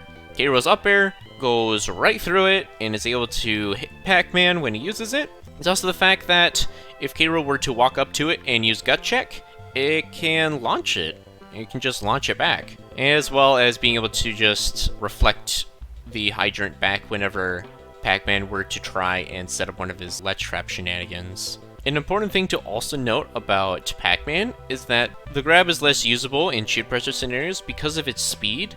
So you're mainly going to be seeing it to potentially catch some overextension or a panic option due to it lingering, as well as potentially outranging something. It's also similarly fast to K. Rool's own forward tilt, and can oftentimes help a bit having that massive grab to deal with the armor that K. Rool may be trying to throw out. Say he's going to be doing a landing nair, and then Pac-Man just says grab, and yeah, and then you get up throw, up air. It's not very much though. I guess his back throw can kill sometimes, and that's something to note. You really don't want to be trying to edgeguard Pac-Man all that much as K. Rool. The recovery outlets and timings that Pac-Man can grab the ledge are very, very wide. So I would very much suggest just playing for that ledge trap, or maybe sometimes threatening a down or two frame. If you send him far enough out, you can try reacting to any tool that may be used. Leave the side special, whatever it's called, the power pellet move. It has armor on it, but towards the end of it, it doesn't, and the move still puts Pac-Man in considerable amount of lag, so you can react to whatever direction he goes and then just bop him for using it. Although if they're knowledgeable, it shouldn't happen too often. Yeah, no, that's about it. Okay. Banjo Kazooie. Banjo Kazooie is a funky character where he does a lot of egg laying and egg spitting and just egging me to move on with this. I'm so funny. In order to play this matchup well, you really, really, really need to be willing to play for the long game, as oftentimes you're going to be taking a lot of chip damage.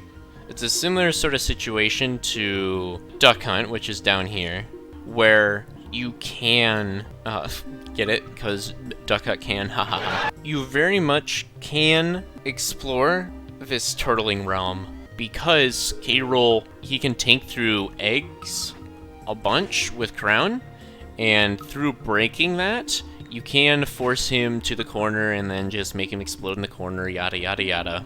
He also has a lot of moves that are similar to like sword moves, but again, we've been over this. Sword characters do not do well against King K. Rool. Similar boxing capacity, frame 4 jab, F tilt's frame 7, And K. Rool's effectively 5, has more range, yada yada. Just has a better up tilt than Banjo. It's really just worse Snake up tilt. In the event that the Banjo does start to scrap with you though, which is going to have to happen, otherwise you're not going to lose stocks ever. They're going to be using mainly landing forward air, as the move is pretty safe, forcing you into a very sticky RPS. So if we were to look at forward air, it's -6, and that is pretty safe. It's a pretty safe move. Although it is kind of slow, so if you were to catch the jump arc before he actually lands with it, you can just bop him with it. But if he touches your shield, you're forced to spot dodge, roll, or maybe using Nair, or up smash sometimes. But I would be very careful, as there are many setups. I believe Gamer made a video on this. I might show a little clip from that here, showcasing Banjo's amazing shield pressure you can do with forward air. You can do landing forward air and then do like Wonder Wing to catch stuff. It can be fairly scary to deal with that. So I would be on high alert whenever this sort of thing occurs. Though he does still have to come in as a character that has a weaker, I should say, mid-range and overall ability to exert presence. I can talk about ledge traps. So, ledge trapping with both characters can be a bit difficult for both to have to deal with. Now, Banjo is typically going to be wanting to try and throw grenade back on stage, just like drop back, double jump, grenade. But K. Rool can just say Nair and then not care. And Banjo can set up a grenade at timing such that K. Rool can't reflect it back. Kind of like a Gordo situation here, where K. Rool is forced to play the game that Dedede is forcing, or more rather, Banjo is doing here with his grenade. But if he doesn't time it well, you very much can just jump up and go for gut check, or just catch it. That's also a thing. Or armor it. Though I'm going to be assuming the worst case scenario here. When that occurs, I would try to vary your options well. And if it's stale enough, you can utilize Crown Ring. The damage of this move is a bit wonky. Like, it has multi-hits and the final hit here. And it can break the crown armor if it is not staled. Although I thought items don't stale. I'm pretty sure you can at least sometimes armor through it with crown, so that's something that they need to think about. And you really don't want to stay there for the two big reasons. Grenade eventually comes down and hits K. Rool. Not great. Gordo kind of situation. And there is Banjo's down tilt. This down tilt is pretty big. It lingers for a while and it sends pretty horizontally, which is very unideal for a character that is very vertical in their recovery routes. And especially so because this character can afford to go as low as K. Rool can. So even in the event that K. Rool tries to stall a bit, Banjo can just say, I'm gonna follow you and then edgeguard you and then loop you, and that's not very fun. So it's very much a battle of guessing right the timing and the option itself. You really need to be on top of it or you're gonna explode. And the same thing goes for him though. It is nice that his down tilt doesn't hit K. Rool's ledge hang though. So don't feel too pressured if they're just pressing down tilt. And by the time that the grenade comes back, that's the point of which you can do various options rather than trying to allow him to cover multiple options in combination with the grenade and himself being there. So that's the key thing to note. I can also talk about K. Rool's own capacity to set up his funky ledge traps. So say using Blunderbuss, or using Nair and Fair to cover multiple options at once, or even just through crown trumping. The thing is though, Banjo can utilize his Wonder Wing to come back to ledge so fast that utilizing crown trumping is as effective as Banjo trying to set up grenade stuff to cover multiple options at once. it more so forces Banjo to choose an option than anything. At least from my experience. There may be some nuance that I'm missing here, but I'm pretty sure unless you somehow manage to get Banjo to spend Wonder Wing haphazardly, say he's using it in like a ledge trap situation, then sure, you can consider using it. But if he does have Wonder Wings and he sees the startup of you tossing Crown back, you're not going to get much from it. Okay, Belmonts. Now, remember way back when I was talking about Byleth? On how Ricochet Cannonball stuff can really mess with tether recoveries? Now imagine you can do this against Richter, except if they try to swing at you, they die. Let me explain. Now, when the Belmonts are recovering and a opponent is sitting at the ledge, it'll actually prioritize hitting the opponent rather than grabbing the ledge. A similar thing also happens with Samus Zare, where if they were to try and grab the ledge, you can just sit there and just run off and go for it, and it'll hit whoever is sitting there instead of grabbing the ledge. You have to be not holding the ledge though, pretty sure.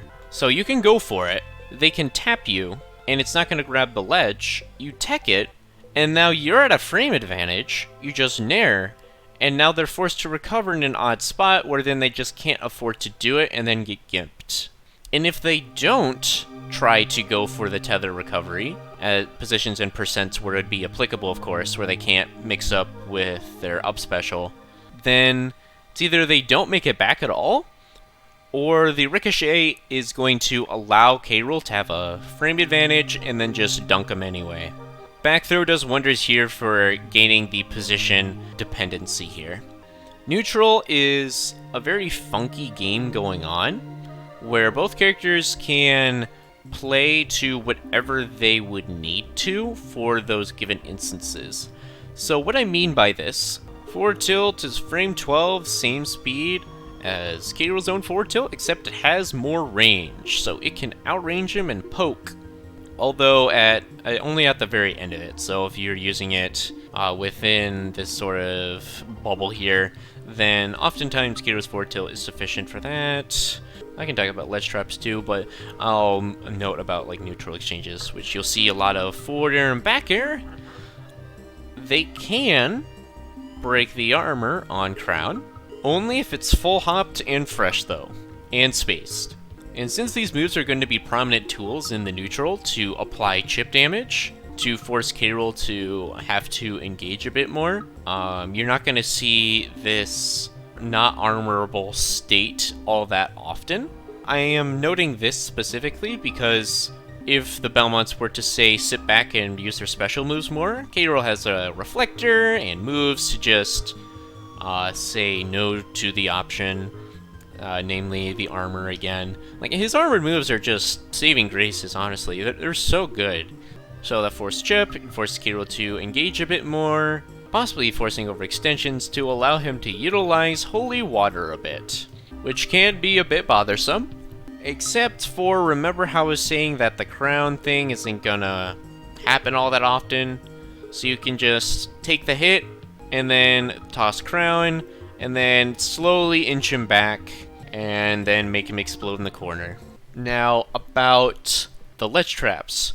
So, both of them have pretty ample means to explore this pretty well. Both characters can make each other have a bad time. This is because Holy Water lingers for a while, it's just better arc fire. It stays there for a while. When you throw it out, it allows the Belmonts to threaten Lechangs with down-angled forward smash, and that can send K. Rool into very sticky situations, or even just straight-up kill.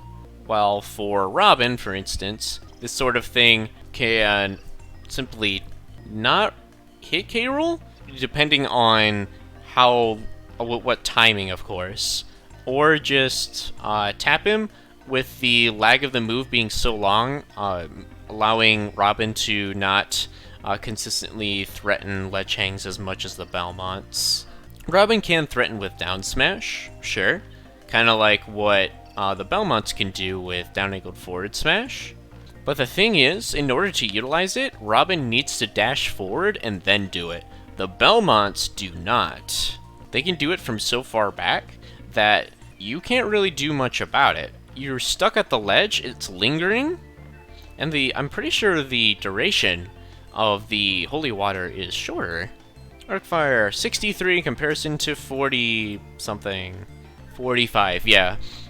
Belmont's able to sit so far back that they're sitting at roll distance, and being able to threaten that ledge hang still while the move is still lingering, that could be very tricky. So he can force ledge regrabs, which is really, really scary. Or even just force people off the ledge from throwing out the holy water, throwing out the axe a bit to catch that jump and for specific ledge options, like a normal get up, for example, and then just cover it with forward tilt. Boop. And then you just get bopped. It's really tricky. You have to be very patient about it and grab the ledge at various different timings, from my experience. You don't want to be too predictable as to when you grab the ledge, otherwise the Belmonts are going to get away with a bunch of stuff. It's more the underlying thing you have to keep in mind when facing them. You don't necessarily want to be trying to contest their options, but more so displacing the rhythm of which they wish to play. It's kind of the shindig of trap characters, where if you let them play at certain pacings, they're going to tear into you, but as soon as you stop letting them do that, they stop being able to do nearly as well. Okay, Mewtwo. Mewtwo is in an interesting spot as well, considering this character has high base damaging moves, allowing for the weight discrepancy to be dampened a bit. Here are the key things to note. King K. Rool's threat bubble is fairly close, but the tools which he's going to be using allows him to outrange or just outbox a lot of what Mewtwo's going to want to do. Got frame 5 jab, K. Rool's jab is frame 4. Forward tilt is frame 10, K. Rool's is effectively frame 5, so therefore faster, yields more reward, and has more range. Up tilt, it's frame 8, but K. Rool's is frame 5, and yields more reward on average. Well, yeah, a lot of these moves, like in terms of the tilts, are actually not that safe. So if you were to even be like closer in where these moves may be considered more and just shield them, you can just grab and then do K. Rool things, because grab is good. Just grab them. I guess I can focus on the tools that are more threatening here. Namely Shadow Ball. This move is a very, very threatening option, as Mewtwo is able to act out of the animation, unlike, say, Zelda. It's in terms of like charging moves anyway, where you can either choose to throw it out, and it's not reactable, at least point blank. You can act out of it immediately, sort of a strength of what Samus can utilize. You charge it and then call it the jump with forward air, and if you think they're going to do something grounded, you can cancel it and go for either a grab, you think they're going to dash in and shield, or you can do dash attack, yada yada yada. And there's a whole scope of getting extensions off of the Shadow Ball. However, because of just how the pacing of the match is often going to go, you're not going to be allowing Mewtwo to get that much charge to begin with. So the use of this option isn't going to happen all that much. It's namely due to the fact that Mewtwo needs to be sacrificing positioning against a character that has phenomenal turtling capacity, while also not having the weight to afford to play for these mistakes more. The large frame of this character really doesn't help with the fact that they're light either. Like, the confirm windows for taking out Mewtwo here are fairly wide. It's not even funny. It's actually quite sad, to be frank. Like, that tail, man, it really does not help. I guess I can talk about the teleport recovery, too. The teleport recovery that Mewtwo has is faster than Zelda's. Therefore, trying to react and going for 2 frames is not really up on the table. So you're going to more so fall under going for ledge traps and abusing the large character's frame. And you may think that having this command grab here, that's frame 10, being useful, but it's not that fast, all things considered, so utilizing Nair at ledge, coupled with the character's large frame, can allow this to just work. There's also some funky shenanigans going on with Mewtwo's double jump, where if they try to utilize confusion after using double jump, they just fall down. And in that case, they're either forced to re-grab the ledge, or if you just straight up call it out, they can be dunked very easily. So the risk reward on this option is not great when trying to get off the ledge. I can also note that K. Rool's Crown can tank through a lot of the options despite the knockback on the moves being pretty high. Like, the damage values aren't really that high. Dash attack is high enough, fresh specifically. Forward tilt can fresh, but that's it. Forward air can fresh, back air can fresh, up air can fresh specifically, and so can down air. Though again, you're not going to be seeing down air all that much. It's not as opportunistic as, say, forward air or nair. And you may see it like occasionally though. The character's movement stats are good enough to see it occasionally. I guess I can also note this one last thing. There's a funny interaction with this move. Now, what it does is put the character into a sort of shield break kind of state, where they're dazed, and Mewtwo is able to extend off of these exchanges to a drastic degree, kind of like K. Rool's own down tilt. I believe they're a similar speed as well. And yeah, actually K. Rool's down tilt is safer, which is interesting. I didn't really know that. But the thing I'm trying to pay tribute to more is that K. Rool's Crown is able to tank this. Remember how I was talking about Pac-Man and Bell? Yeah, the same thing happens here. It just armors through the sort of stun thing that it does. Just hilarious. Also, one last funny thing, actually. Shadow Ball. Remember how I said it's not going to happen all too often, the use of this move? But in the event that they were to, say, get a full charge, you can gamble to call out that they're going to be throwing it point blank, and then take a stock at 0%, which is ungodly amounts of trolling at that point. If you get it, like, your opponent has to be throwing at that point. Or you're just an amazing player at getting reads. One of the two. Okay. Rosalina and Luma. So, this character has a similar situation to Mewtwo, where they're a bit floaty and a large frame, allowing them to get caught by things they otherwise would not be caught by. There's also the fact that their boxing capabilities is worse, because frame 5 jab instead of frame 4. You also have forward tilt, frame 7, Arrows is frame 5 effectively, blah blah blah. Up tilt, kind of a bad move. Down tilt, not that great. It's minus 22. Oh my gosh, the frames on this is actually not that great. And these tilts are actually kind of bad. May not be as bad because Luma's like a bit further out, I suppose. Oh yeah, about Luma, K. Rool has those high knockback moves. Kind of similar situation with Ice Climbers going on, where K. Rool can just say, I'm gonna land a move and take out Luma because I can. The knockback buff that Luma got doesn't really matter in this matchup. The knockback values are just too high for K. Rool, so you can just bop away and not have to deal with this little rascal. Like, very rarely are you gonna have to deal with this thing. What the heck is he? He's a Luma anyway. It's just a weird blob. Now, something that can be tricky to deal with though is playing the mid-range. Yeah, this is like a huge move that's able to outrange K. Rool's forward air, and Rosa's able to drift back during it. So it covers a ton of space, and you're gonna have to call out when they're gonna be using it, and it also has like a nice auto-cancel window too. Yeah, it's like at frame 50, so you can shave off like a good 10 frames or so. Or it's probably less than that, whatever.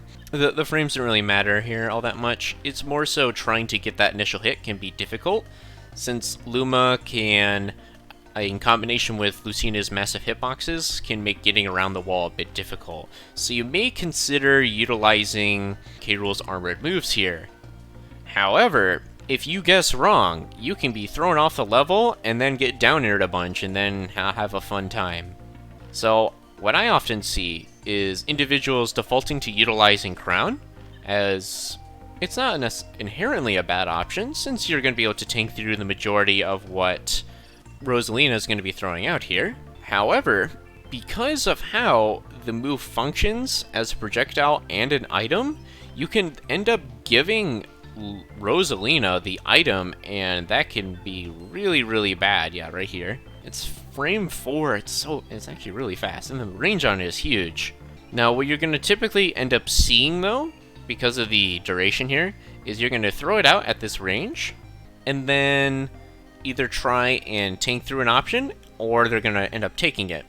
But by the time that they take it, you're going to be in another situation where you can still utilize K. Rool's armored moves to threaten tanking through something, or even just, like, landing a read is always, like, an option you have, but I'm more so paying tribute to, like, K. Rool specific things, which is that armoring aspect. Like, same thing goes for, like, star bits. You may be trying, they may be trying to go for a chip damage with the star bits here, but you can just dash attack through it.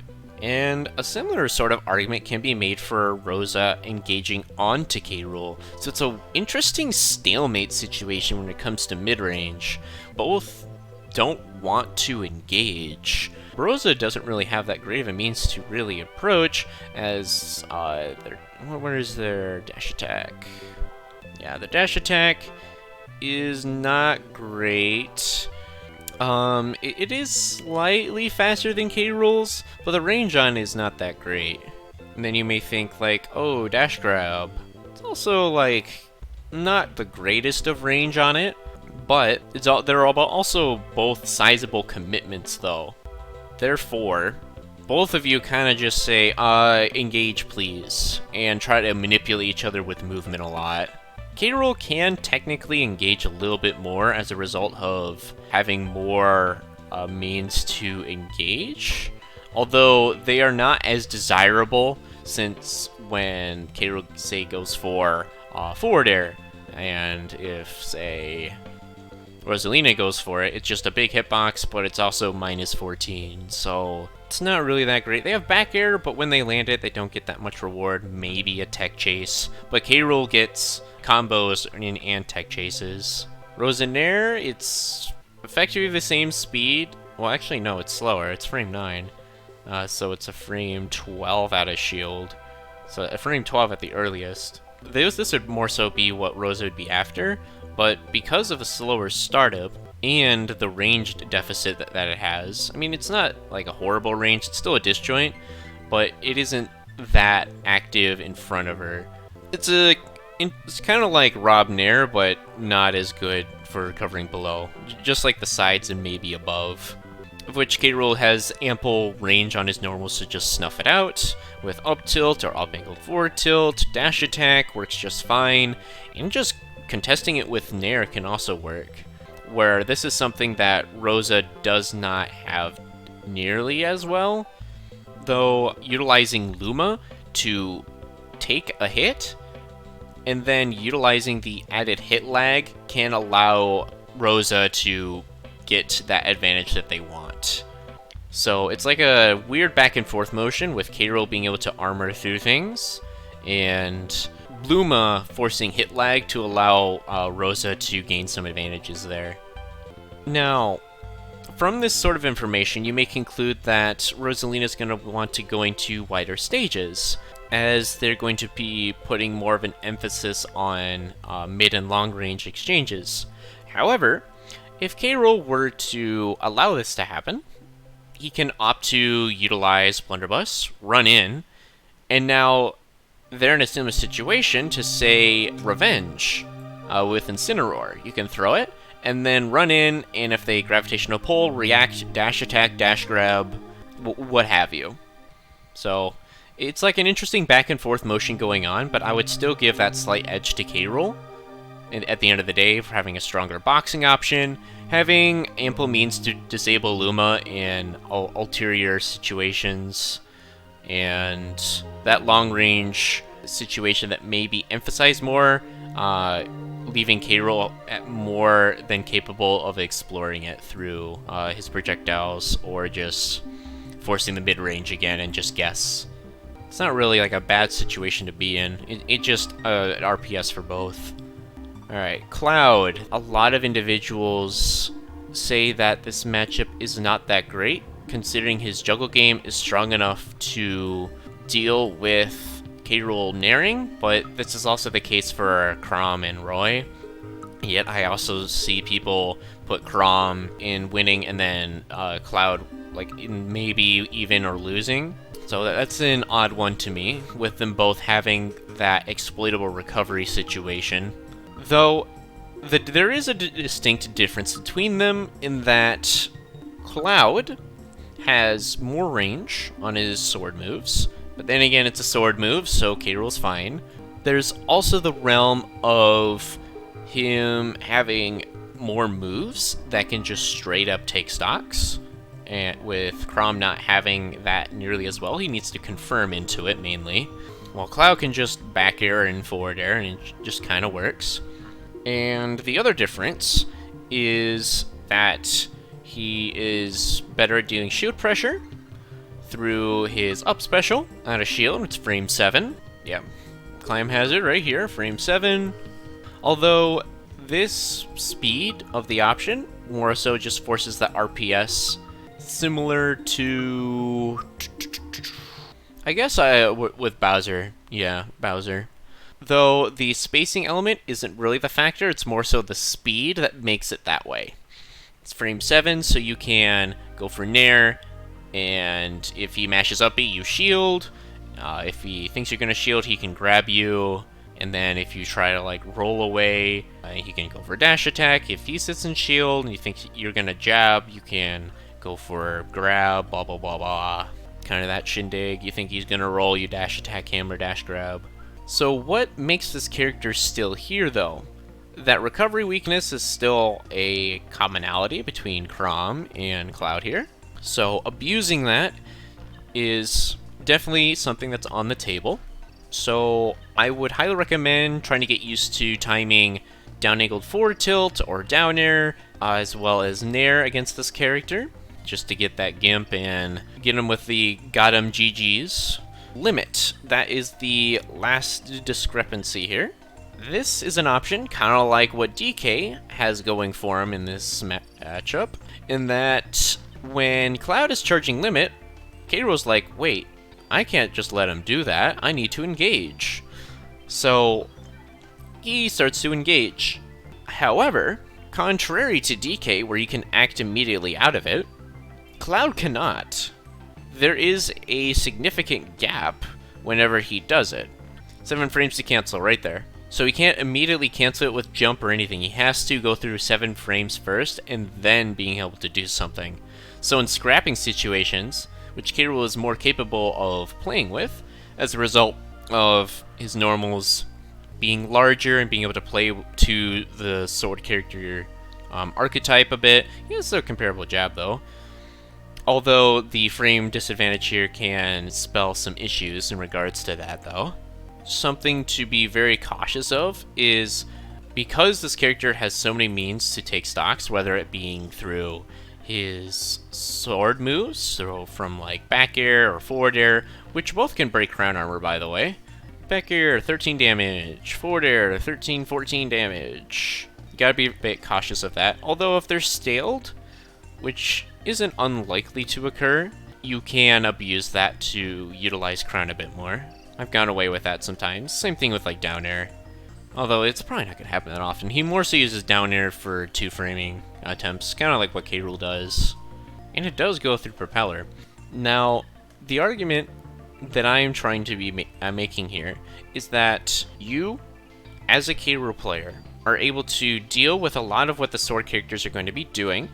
You may have similar capacities to perform, but the thing is, K. Rool has a higher margin for error with respect to Cloud, because when K. Rool gets a hit, he's going to be trying to kill, while when Cloud gets a hit, he has a decision to make. He has to think a lot more. The reason why he has to think is that he has to consider your percent and the amount of limit that he has to either charge a bit more in order to offset the weight advantage K. Rool has, or he's going to want to wait a bit and rack on damage to get more limit, or to set up a better situation to take a stock with something else than what may be initially on the table. K-Rool can just say, I'm gonna back throw and then nair, or I'm gonna forward air and nair you, and that's all she wrote.